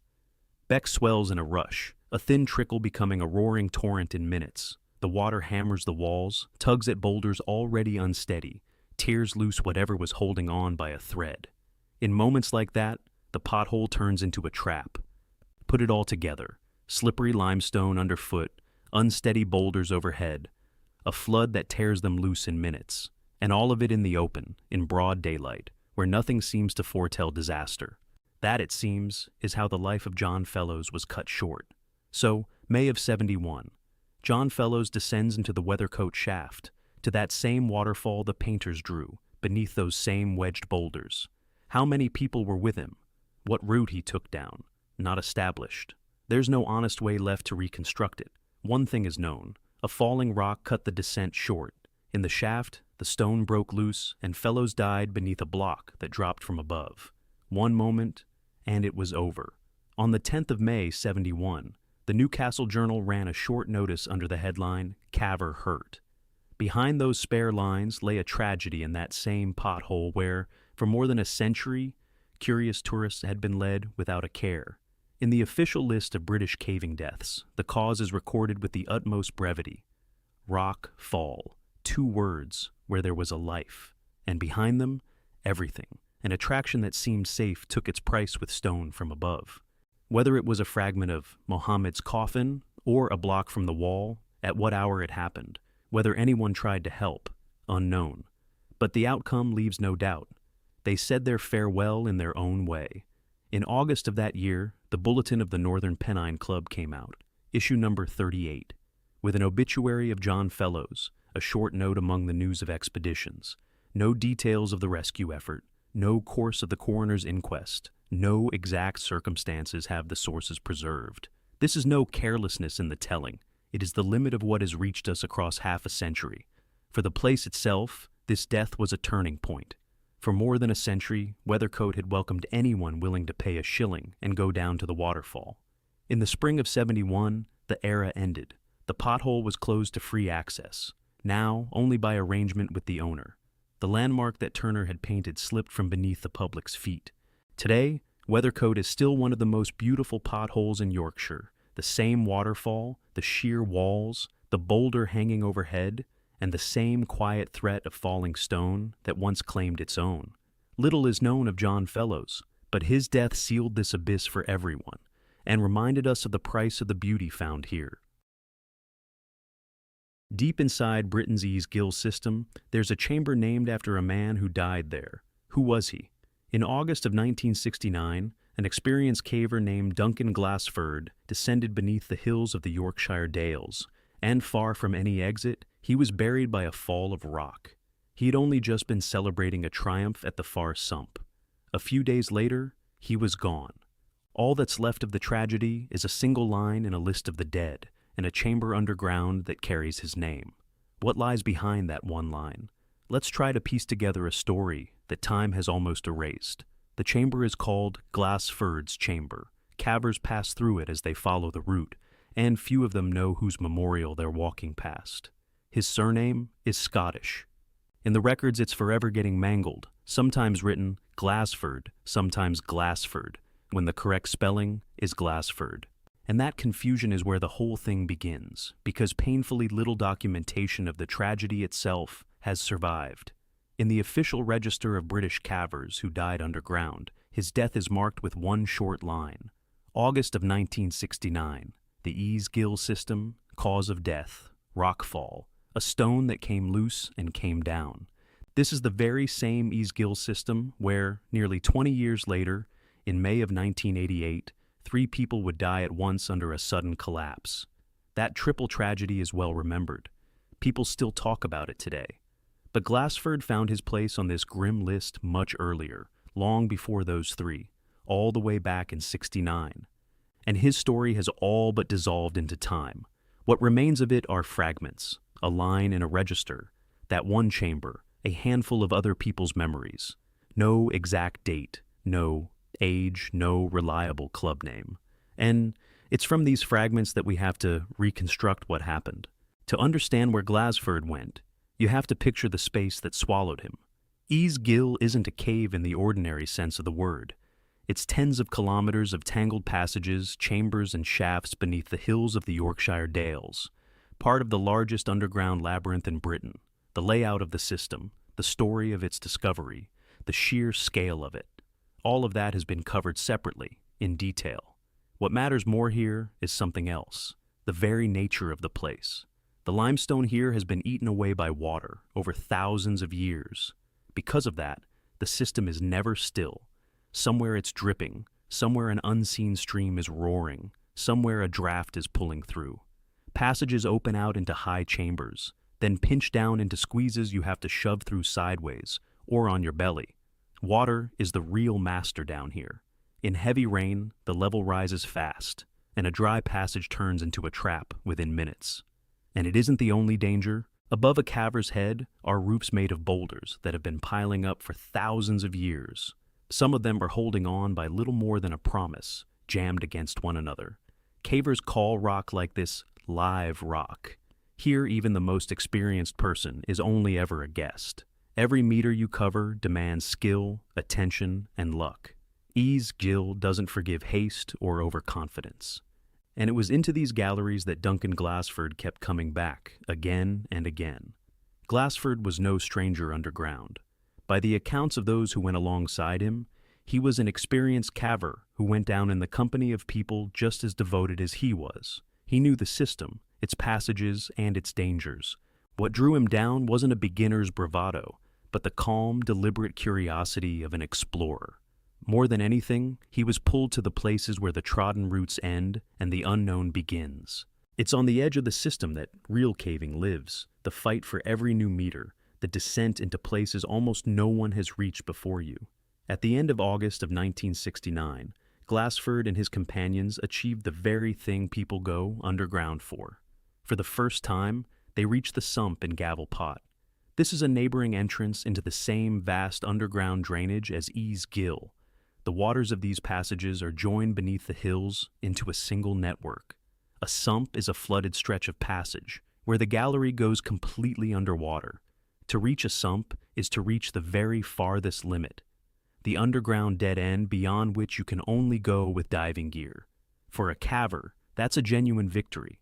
A long, hard journey through the dark ended at the water's edge, on the border of the explored. Glasfurd was surely making plans for the future, and he couldn't have known that he had only days left to live. By the recollections that survive, the team reached the Gavelpot sump on a Tuesday or a Wednesday, and by the following Friday, at the end of August of 1969, Duncan Glasfurd went underground once more. Exactly what he was doing on that last day, the sources don't say. Little is known, and the little there is contradicts itself. By one account, he was in a passage with an unusual nickname, Green and Smelly. In caving circles, blunt names like that were given to the damp, muddy, foul-smelling parts of a system, the ones far from the entrance, where the air is stale and the mud squelches underfoot. Not the most pleasant spot, but for an experienced caver, entirely routine. Once again, he wasn't alone. As before, there were companions with him on the descent. It's an important detail. No desperate solo, no lone gamble. Glasfurd was moving in a group through a system he knew, on a route that was ordinary for him. Nothing that day, as far as anyone can tell, hinted at disaster. That's the cold mechanics of underground tragedies. Death below ground rarely comes after some brazen challenge to fate. Far more often it happens in the middle of routine, on a familiar passage, on an ordinary trip, with experienced people all around. A system a person has known for years can turn against him in a single instant. And so, it was with Glasfurd. At some point during that Friday descent, the rock above him began to move. The official cause of death is recorded with the bleakest brevity. Rock fall. A collapse of stone. Exactly what gave way in that moment. A boulder from the roof, a slab of the passage wall, a block that had been hanging over the way. There's no reliable data. We know only the outcome. In a limestone system, where the rock has spent decades jammed against its neighboring boulders, a collapse comes with no warning. A stone that has stood in place for centuries can shift from the undercutting of water, from a faint vibration, from an unlucky touch. A second before, there was an ordinary roof overhead. A second later, a fall of rock, one that in a tight passage is almost impossible to escape. Glasfurd's companions found themselves beside a friend caught under the collapse, in total darkness, deep underground, far from the entrance. On the surface, help reaches an injured person in minutes. Below ground, it's different. To bring a person up, you have to haul him through squeezes and shafts, and the way to the exit is measured in hours. When it comes to a rock fall, the reckoning is often not even in hours. His companions couldn't save Glasfurd, and that was how his story broke off, only days from his triumph at the sump, in the depths of a system he knew and loved. One moment he was standing at the far limit, on the finest descent of his life. The next, he was gone because of a sudden collapse. Between those 2 points, less than a week, the underground world left him neither time for a mistake nor a chance at rescue. Half a century later, a historian setting out to reconstruct this death runs straight into a wall of contradictions. The sources disagree on the exact location of the tragedy. The official register of dead cavers firmly records the Gill Caverns system. One account places the death in that very passage, green and smelly, and another points to somewhere else entirely, gaping Gill, the famous neighboring shaft, one of the best-known underground voids in Britain. There's almost nothing left to check these versions against. The witnesses are gone, the bulletins of those years are sparse, and memory is passed from hand to hand and wears away. What no one disputes are 3 things: the year, the system, and the cause. 1969, the Gill area, a fall of rock. Everything else has dissolved into half a century. And yet, behind the dry lines of the register stands a living man who wasn't forgotten. His fellow cavers did the little that was within their power. The chamber in Gavelpot, close to the place Glasfurd reached shortly before his death, they named in his honor Glasfurd's Chamber. Not a memorial plaque, not a headstone, something rarer than that. A name written into the cave itself, into its living geography. As long as people descend into Gavelpot and speak the name of this chamber, the memory of Duncan Glasfurd lives on underground. even if many of them don't know who he was. Many years later, a short entry appeared on a Caverns forum. It was left by Duncan Glasfurd's son. He wrote only a little. Duncan Glasfurd was his father, and he died in 69. And while he was at it, he corrected the spelling of the surname, Glasfurd, not Glasford, an old Scottish name that people are forever getting wrong. A couple of short sentences, and in them almost everything this story has left. As for the Gill system itself, it hasn't changed and remains just as dangerous. In 1988, 3 more people died down here. The roof of live rock still hangs over those who descend into its passages. Duncan Glasfurd reached his goal and never came back from his last descent, but his name outlived him. Underground, that's enough not to be forgotten. Late July of 1960, Eastwater Cavern, near the village of Priddy in the Mendips. In an entire century, only a single person died here. Alan Hartnell, the leader of the group, killed by a rock fall. What do we actually know about him? Almost nothing. A name, a cave, and one line in a list of tragedies. Why was the killer here not a pitch of nearly 57 meters, and not water, but a single stone that broke loose? And what does a flood, one that happened half a century before he ever went down, have to do with any of it? Near the village of Priddy, among the damp green fields of limestone Somerset, a narrow slit opens in the ground. This is the entrance to Eastwater Cavern, that same Mendip country we've already spoken about in this collection. A land where streams vanish underground, and where, following the water, people vanish too. On that day, a group heads down into the cave. Alan Hartnell leads it, first in the line. About the man himself, painfully little has survived. The story reached us almost without the human being in it, and that, too, is part of what happened to him. Local cavers have been going into Eastwater for decades. The entrance here looks nothing like a tidy natural shaft. It's a dug-out boulder ruckle, a jumble of blocks, and a person squeezes down between them into the dark. And the walls aren't solid. They're assembled from separate stones, resting one on top of another. On that summer day, something in this stonework shifts. The official wording is bare. Alan Hartnell killed by rockfall. Rockfall, 2 dry words in a report, and behind them, everything else breaks off. In the whole history of Eastwater, and by then the cave was almost 60 years old, this is the only death. To understand how it came to this, we have to go back half a century, to the day the cave was first opened by hand. In the spring of 1902, another team is working in that same field near Priddy. It's led by Herbert Balch, a local archaeologist and one of the founding fathers of Mendip caving. Under his direction, hired laborers and volunteers from the Wells Natural History Society clear away stone and soil, digging down to where, beneath the ground, you can hear the murmur of a stream slipping away. The work goes slowly. Only by February of 1903 do Balch and his partner Wilcox follow the stream passage all the way to the bottom. Eastwater is open, but opened in a peculiar way. Its entrance wasn't handed over ready-made by nature. It was literally dug out, taking apart a natural pile of boulders to crawl in between the blocks. And this is exactly where a detail hides that will come back to haunt them decades later. Many caves begin with a stable rock shaft, solid stone that holds itself up. Here, it's all different. Cavers call something like this a boulder ruckle, a mass of stones, cemented by nothing, simply lying one on another. Nudge one, and the neighbors can start to move. From its very first years, the cave earns a reputation as difficult and vertical. Many pitches, a great deal of climbing, plenty of places where what hangs overhead isn't unbroken rock, but a wall pieced together out of chunks. Balch and his people passed all the way through it and left descriptions behind. But the nature of the entrance stayed the same. Its stability rested on the honor of the stones alone. A few years would pass, and water would break that balance. In the 8th year after its discovery, the cave shows who's in charge here. On the 28th of August, 1910, a ferocious downpour sweeps over the Mendips. Streams swell, water bursts into the Swallow caves and races downward, down to where Balch once took a choke apart with his bare hands. The flood does what a human being cannot. It turns over the boulder ruckles. Stones that had lain steadily for more than 100 years, the water shifts and lays down anew.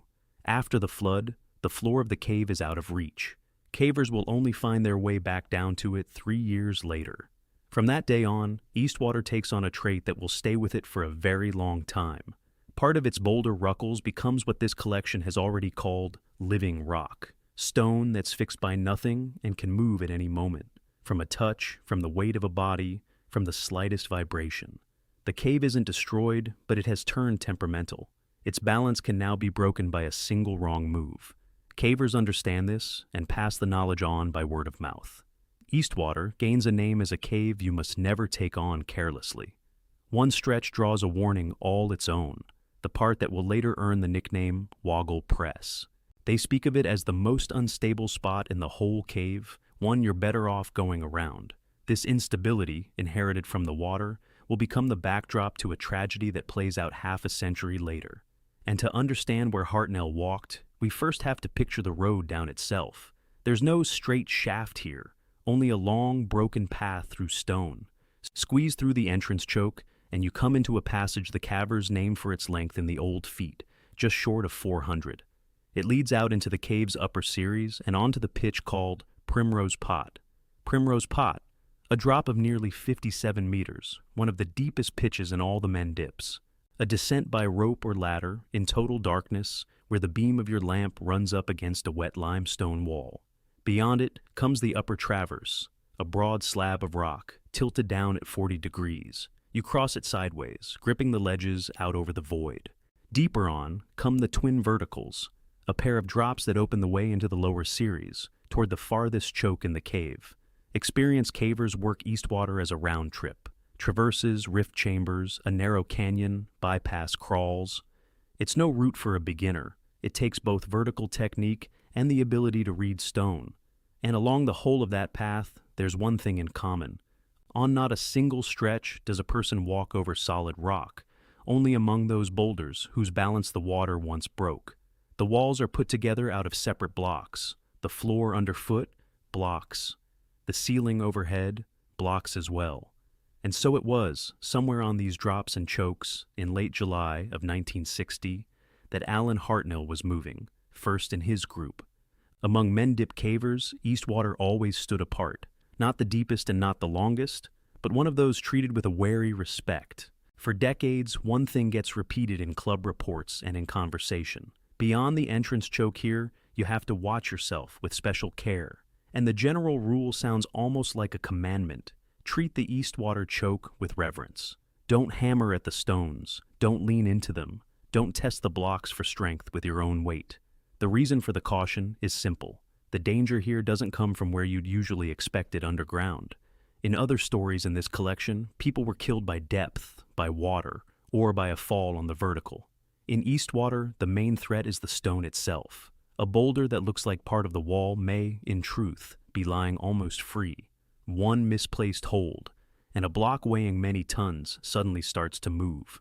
A person in a choke like that is nearly defenseless. He can't see which stone is holding the ones beside it, and he can't know what the next step will set off.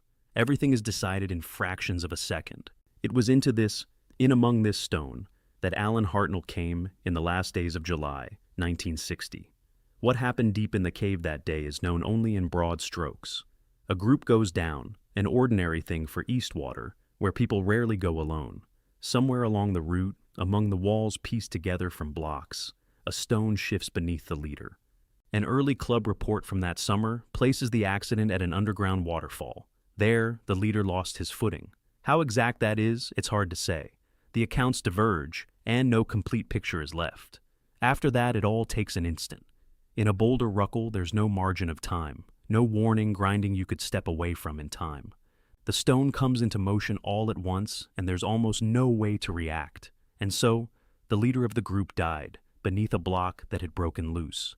Beyond that mention of a waterfall, the exact spot isn't really described in the sources we have.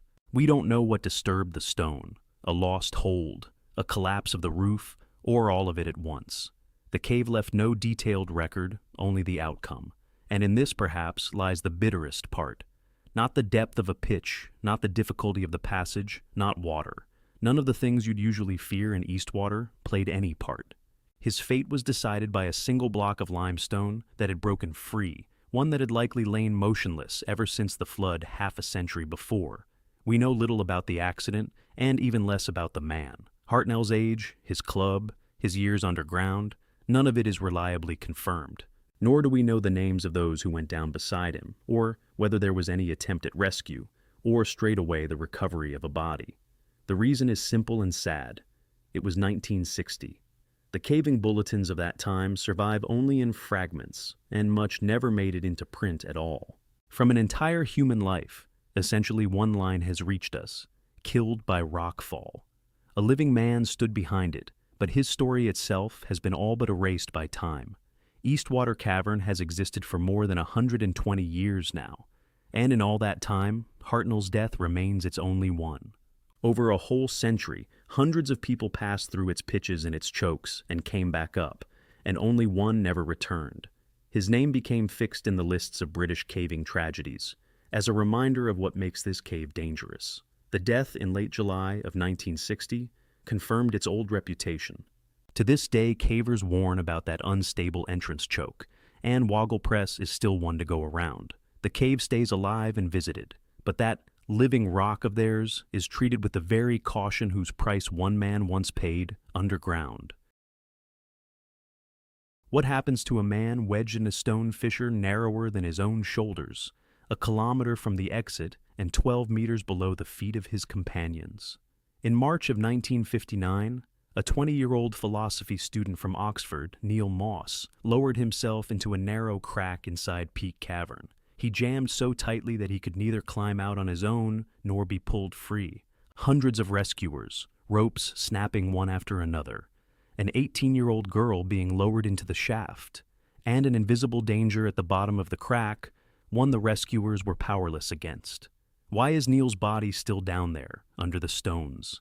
And yet, the descent began as an ordinary Sunday scouting trip. Oscar Hackett Neil Moss was born on the 28th of July, 1938. By the spring of 1959, he was just 20. He was studying philosophy at Balliol College, one of the oldest in Oxford. Careful reasoning, lecture notes, the quiet of the library. It looked like a purely bookish life, but all of that was only the surface. What truly drew him was downward, underground. Caves were not a weekend pastime for him. They were something he took seriously. An experienced caver who went back again and again into underground passages, deliberately and well prepared. He knew how to work in darkness and tight spaces. He knew the value of a rope and of one spare minute.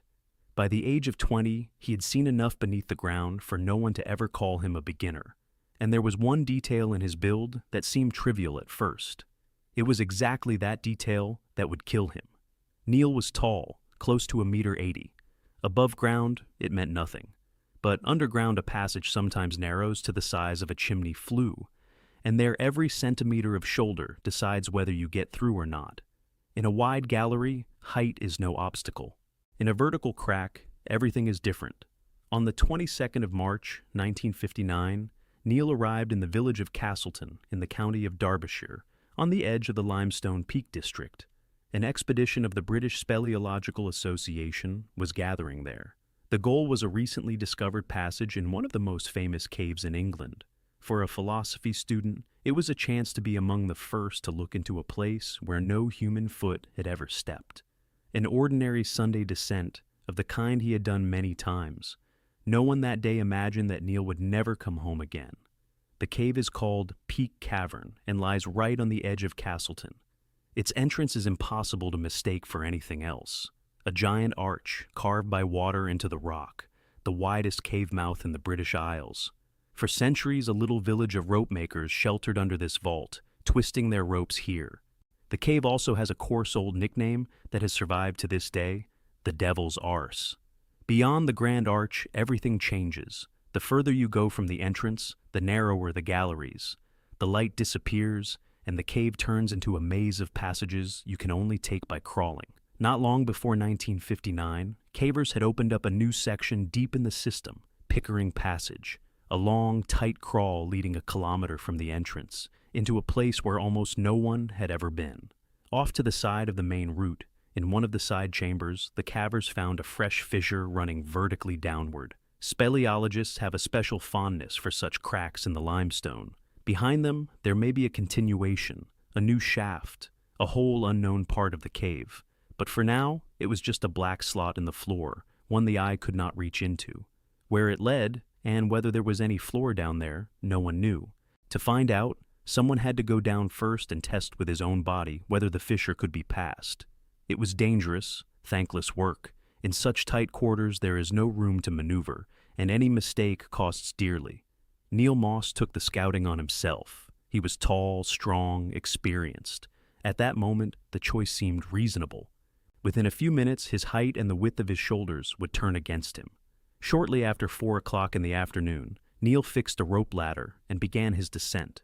The shaft dropped about 40 feet, around 12 meters. The first few meters were almost sheer, the walls pressing against the body, but movement was still possible.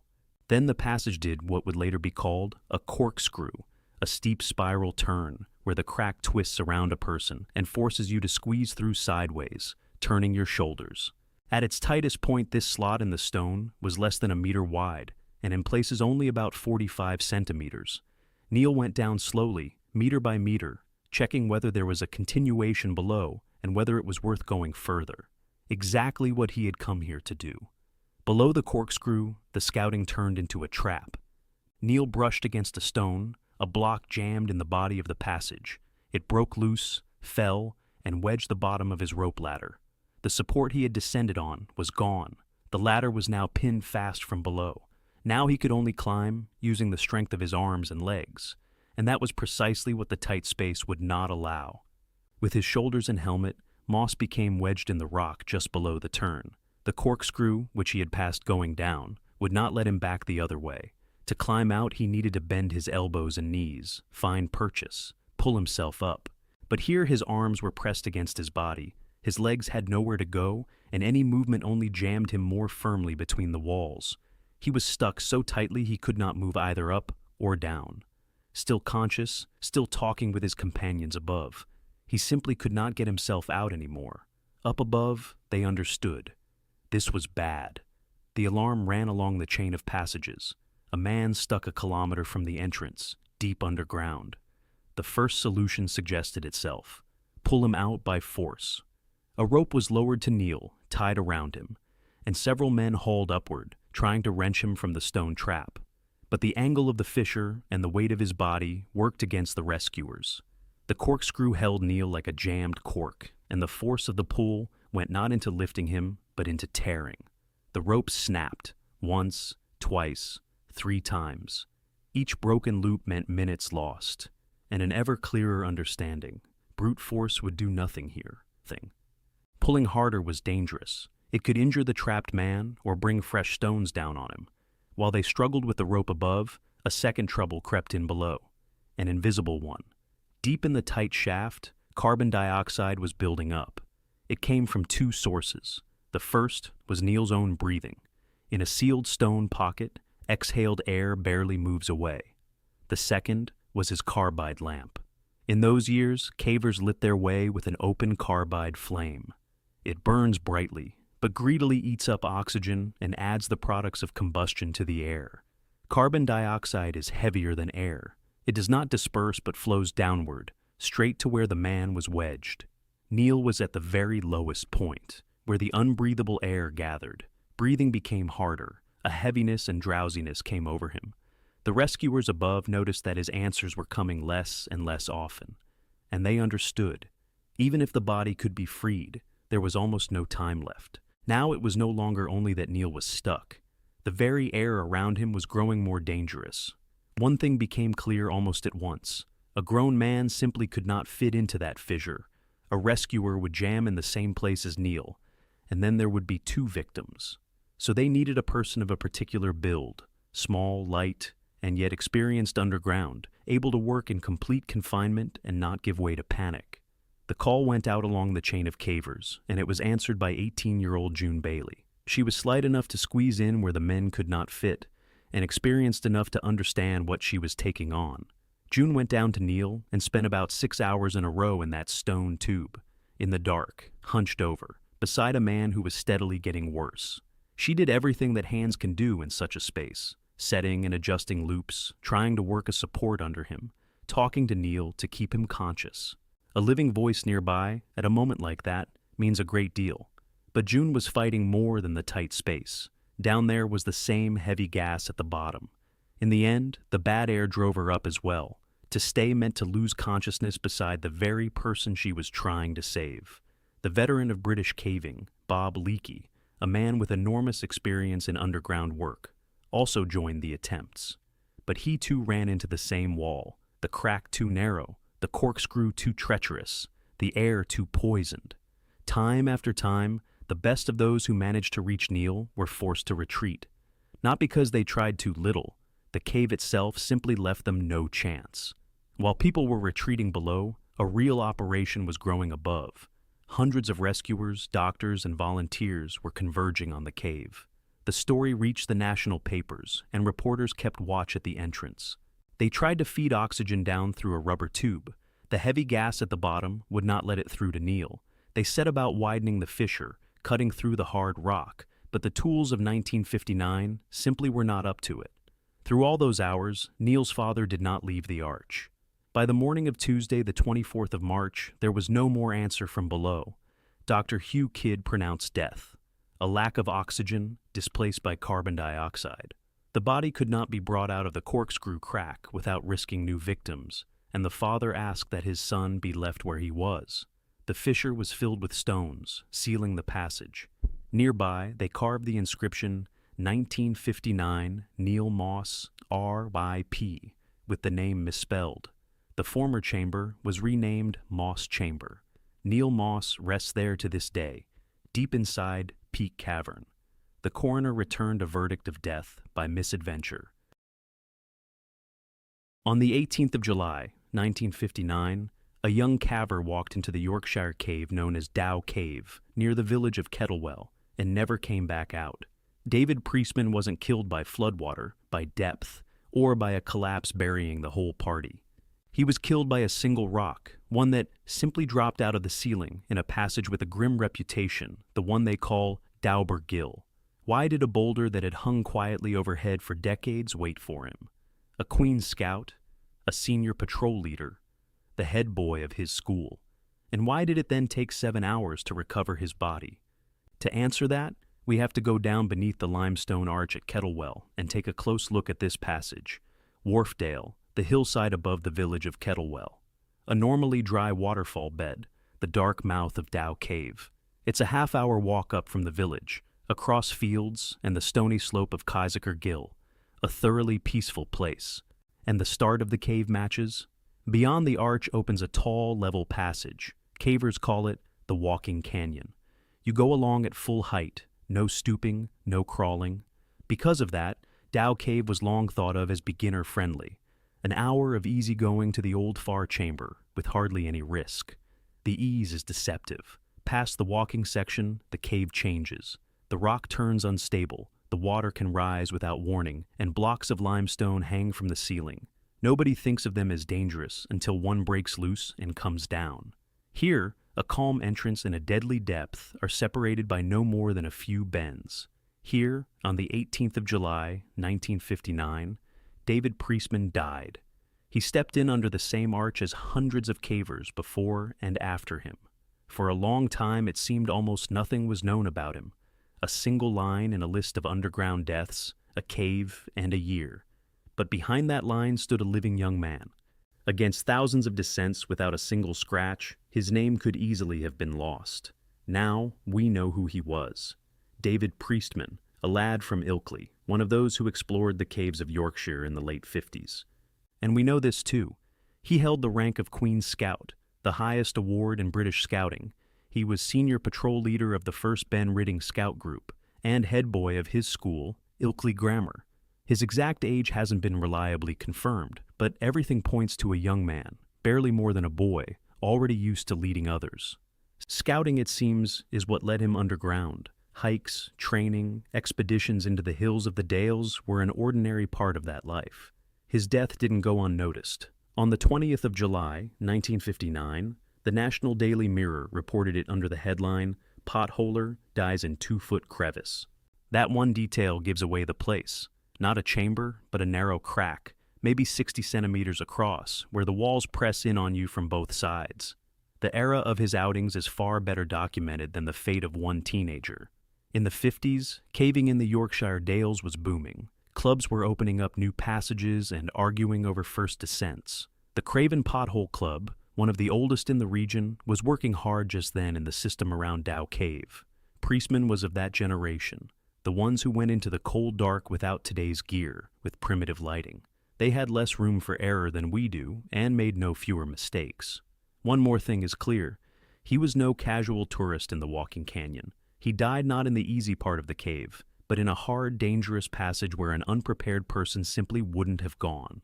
What took him there that July day? Exploration, training, an ordinary club trip. The sources haven't kept. So, what is this passage? A few years before the tragedy, in 1954 and 55, cavers from the Craven Pothole Club worked out an underground route linking two caves, Providence Pot, up top, and Dow Cave, lower down the slope. They called the connection Gill Passage, and almost at once it became one of the most feared passages in all of Yorkshire. Gill joins two entrances with a drop of around 75 meters. On the survey, it all looks simple, in at one point, out at another. In reality, it's a trap.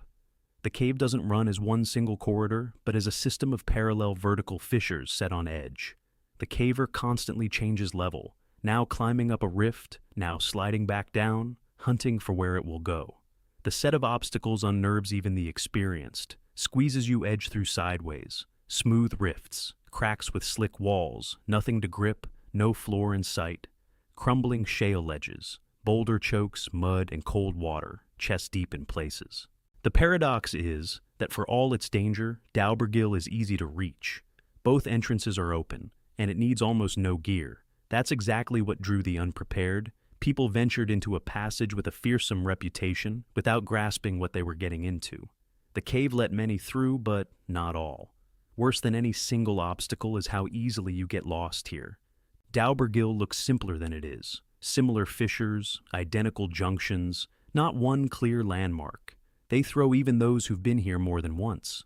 Local experts on the cave admitted to traveling stretches they didn't recognize. The people who lose their way here aren't beginners. They're experts, hence the typical call-out to this passage. In the reports, it usually comes down to 3 words: overdue, exhausted, stuck. People underestimate the time, chill in the water, get tangled at the junctions, and fail to come out by the appointed hour.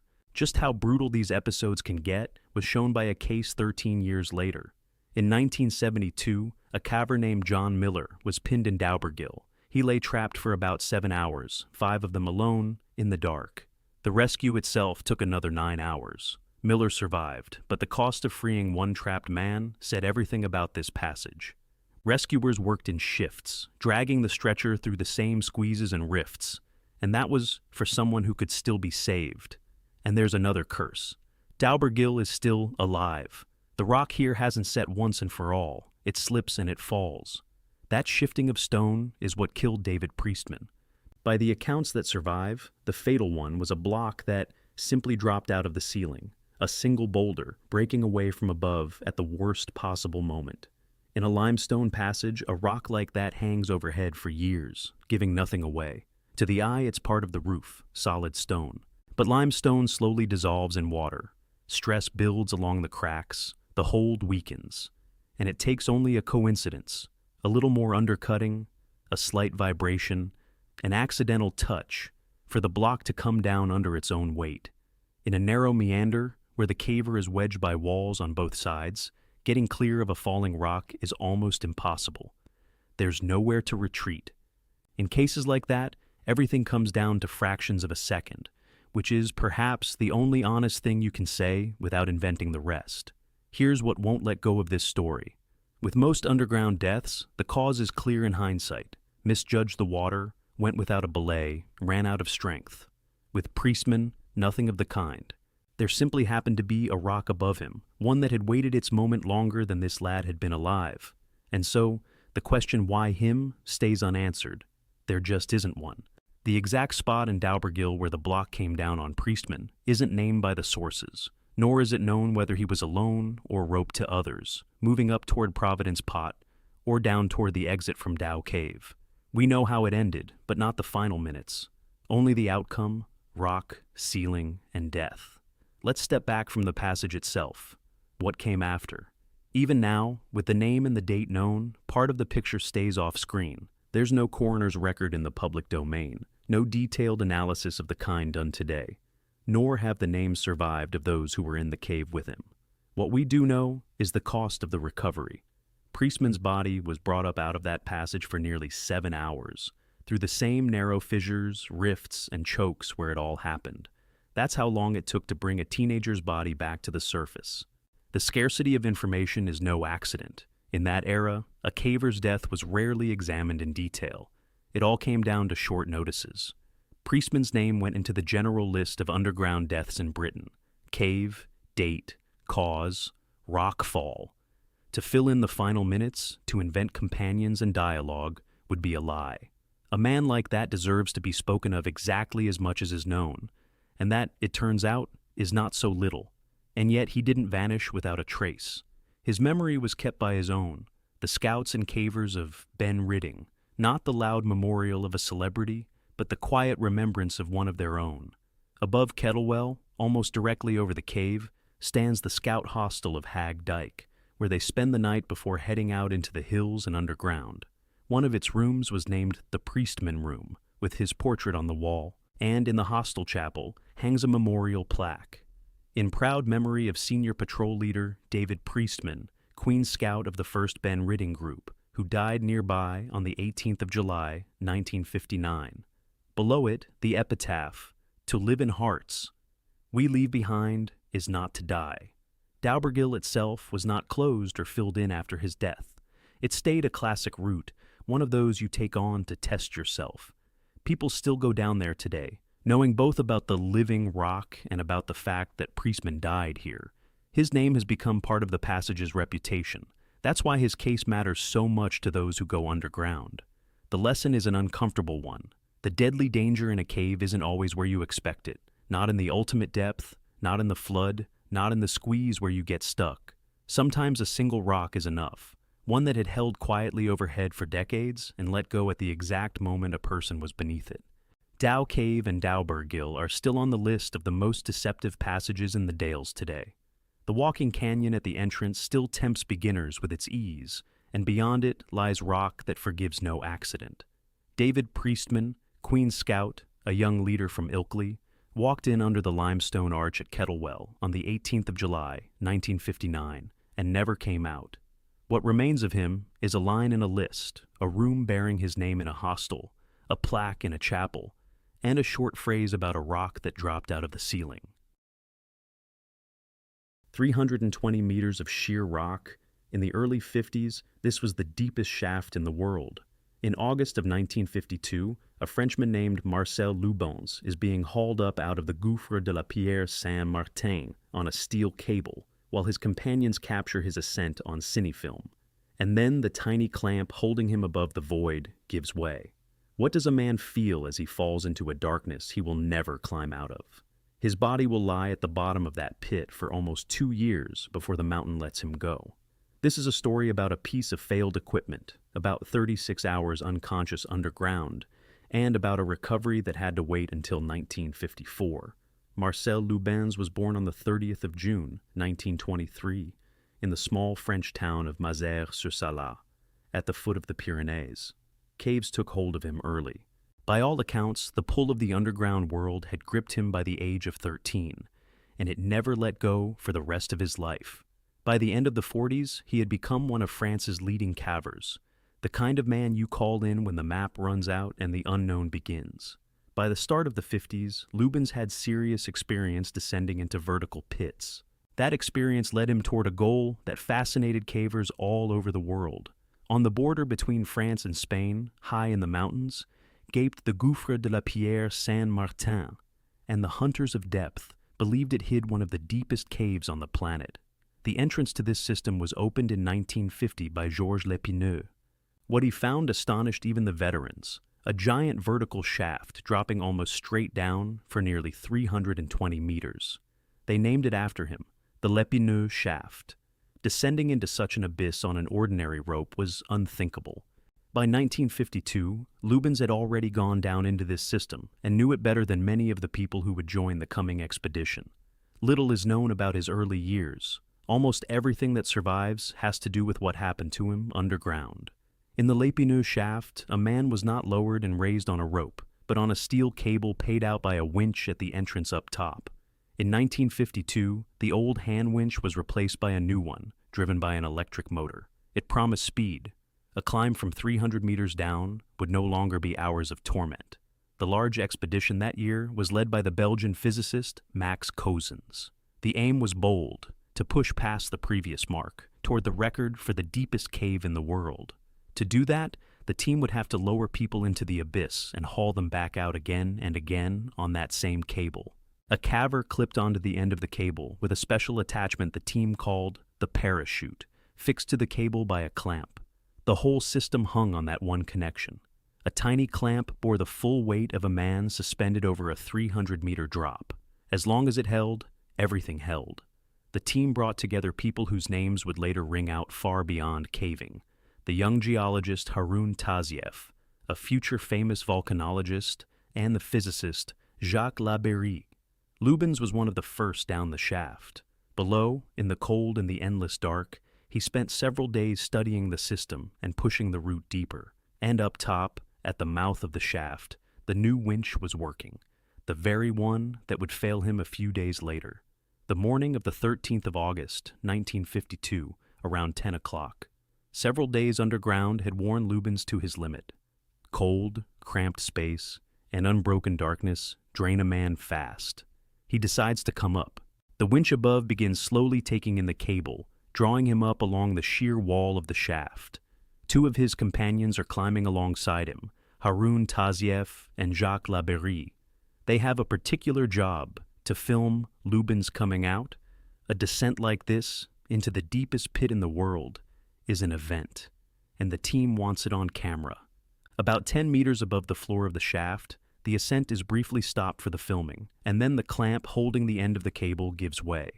The parachute attachment pulls free of the cable, and the support beneath Loubens is gone. He falls. Here the sources differ on the details. Some speak of a fall from 10 or 15 meters. Others say the body rolled down a steep scree slope for nearly 30. The exact figure can no longer be recovered, but the outcome was the same either way. The impact with the floor of the shaft was severe. He suffered serious head and spinal injuries, the kind people don't survive even on the surface next to a hospital. And Loubens was lying at the bottom of a 300-meter shaft, hours of travel from any help. He lost consciousness at once and never came back to himself. His companions rushed to him, but there was almost nothing they could do. At the bottom of the shaft, there were no stretchers, no operating room, no way to quickly bring a doctor. Help stood right there and was infinitely far away.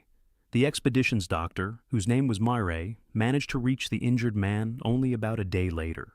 Accounts differ on exactly how long Loubens lived. Some sources say he died roughly 36 hours after the fall, others that he remained in a coma for several days. Through all of it, his companions stayed by his side. Taziev and the others did not leave him alone at the bottom of the pit. They took turns, they spoke to him, though he could not hear. Raising a man with such injuries up a sheer shaft on a cable was physically impossible. Any move upward would have killed him faster than stillness. Marcel Loubens died at the bottom of the pit without regaining consciousness. He was 29 years old. The last of the team to stay beside him was the Italian physicist Giuseppe Occhialini, one of those who, to the very end, did not want to go back up. Later, on the rock beside the place where he had lain, his companions carved an inscription. Its meaning was simple and bitter. Here, Marcel Loubens lived the last days of his courageous life. Those words stayed at the bottom of the shaft, there, where his journey ended. After Loubens' death, the team faced a question that had no good answer. Hauling the body up on the same cable that had cost their friend his life was too dangerous for the living. Every meter of the climb threatened a fresh accident. No one had the right to risk another life to bring out the dead. The decision came hard. To leave Loubens at the bottom, where he had died, went against everything in the human habit of burying our own. But there was no choice. The body was wrapped and buried right there on the floor of the shaft, the spot carefully marked so it could be found again. His companions climbed back up, knowing they were leaving him alone deep inside the mountain, and with no idea for how long. So, one of France's leading cavers was left at the bottom of one of the deepest pits in the world, under 300 meters of rock. The expedition of the following year, 1953, weighed the situation again and confirmed the earlier conclusion.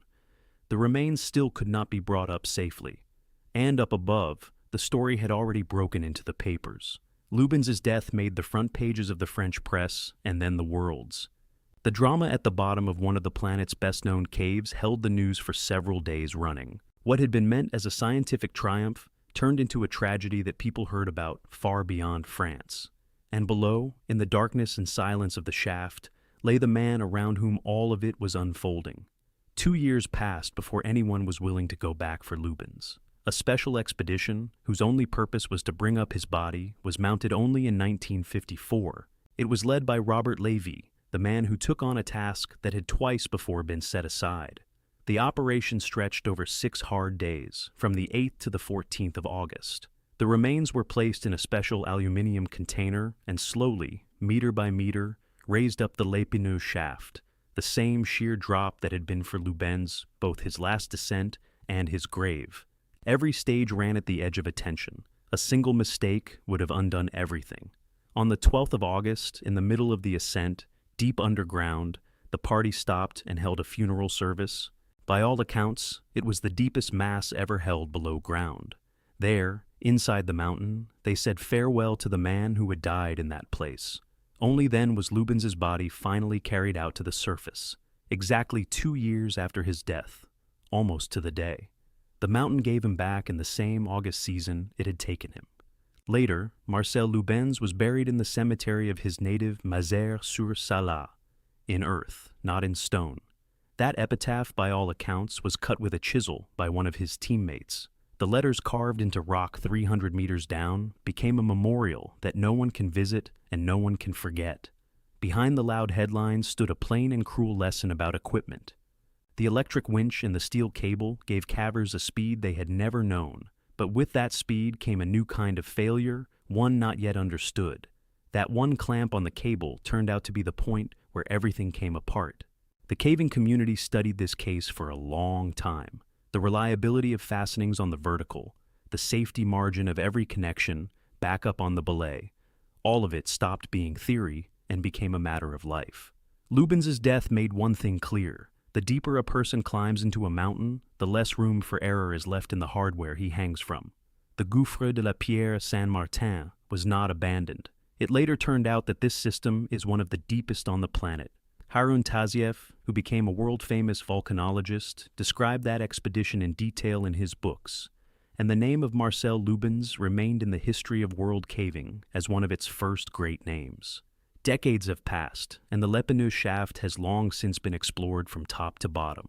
But Loubens' story remained a turning point, the moment when the hunt for depth first cost a life in full view of the whole world. He went underground of his own will in search of discovery, and there he stayed for almost 2 years. It was not only the failed clamp that killed him. Behind the death lies the price of being first into the unknown, a price paid before Loubens and after. Marcel Loubens lived the last days of his short life underground. Caving has never forgotten it.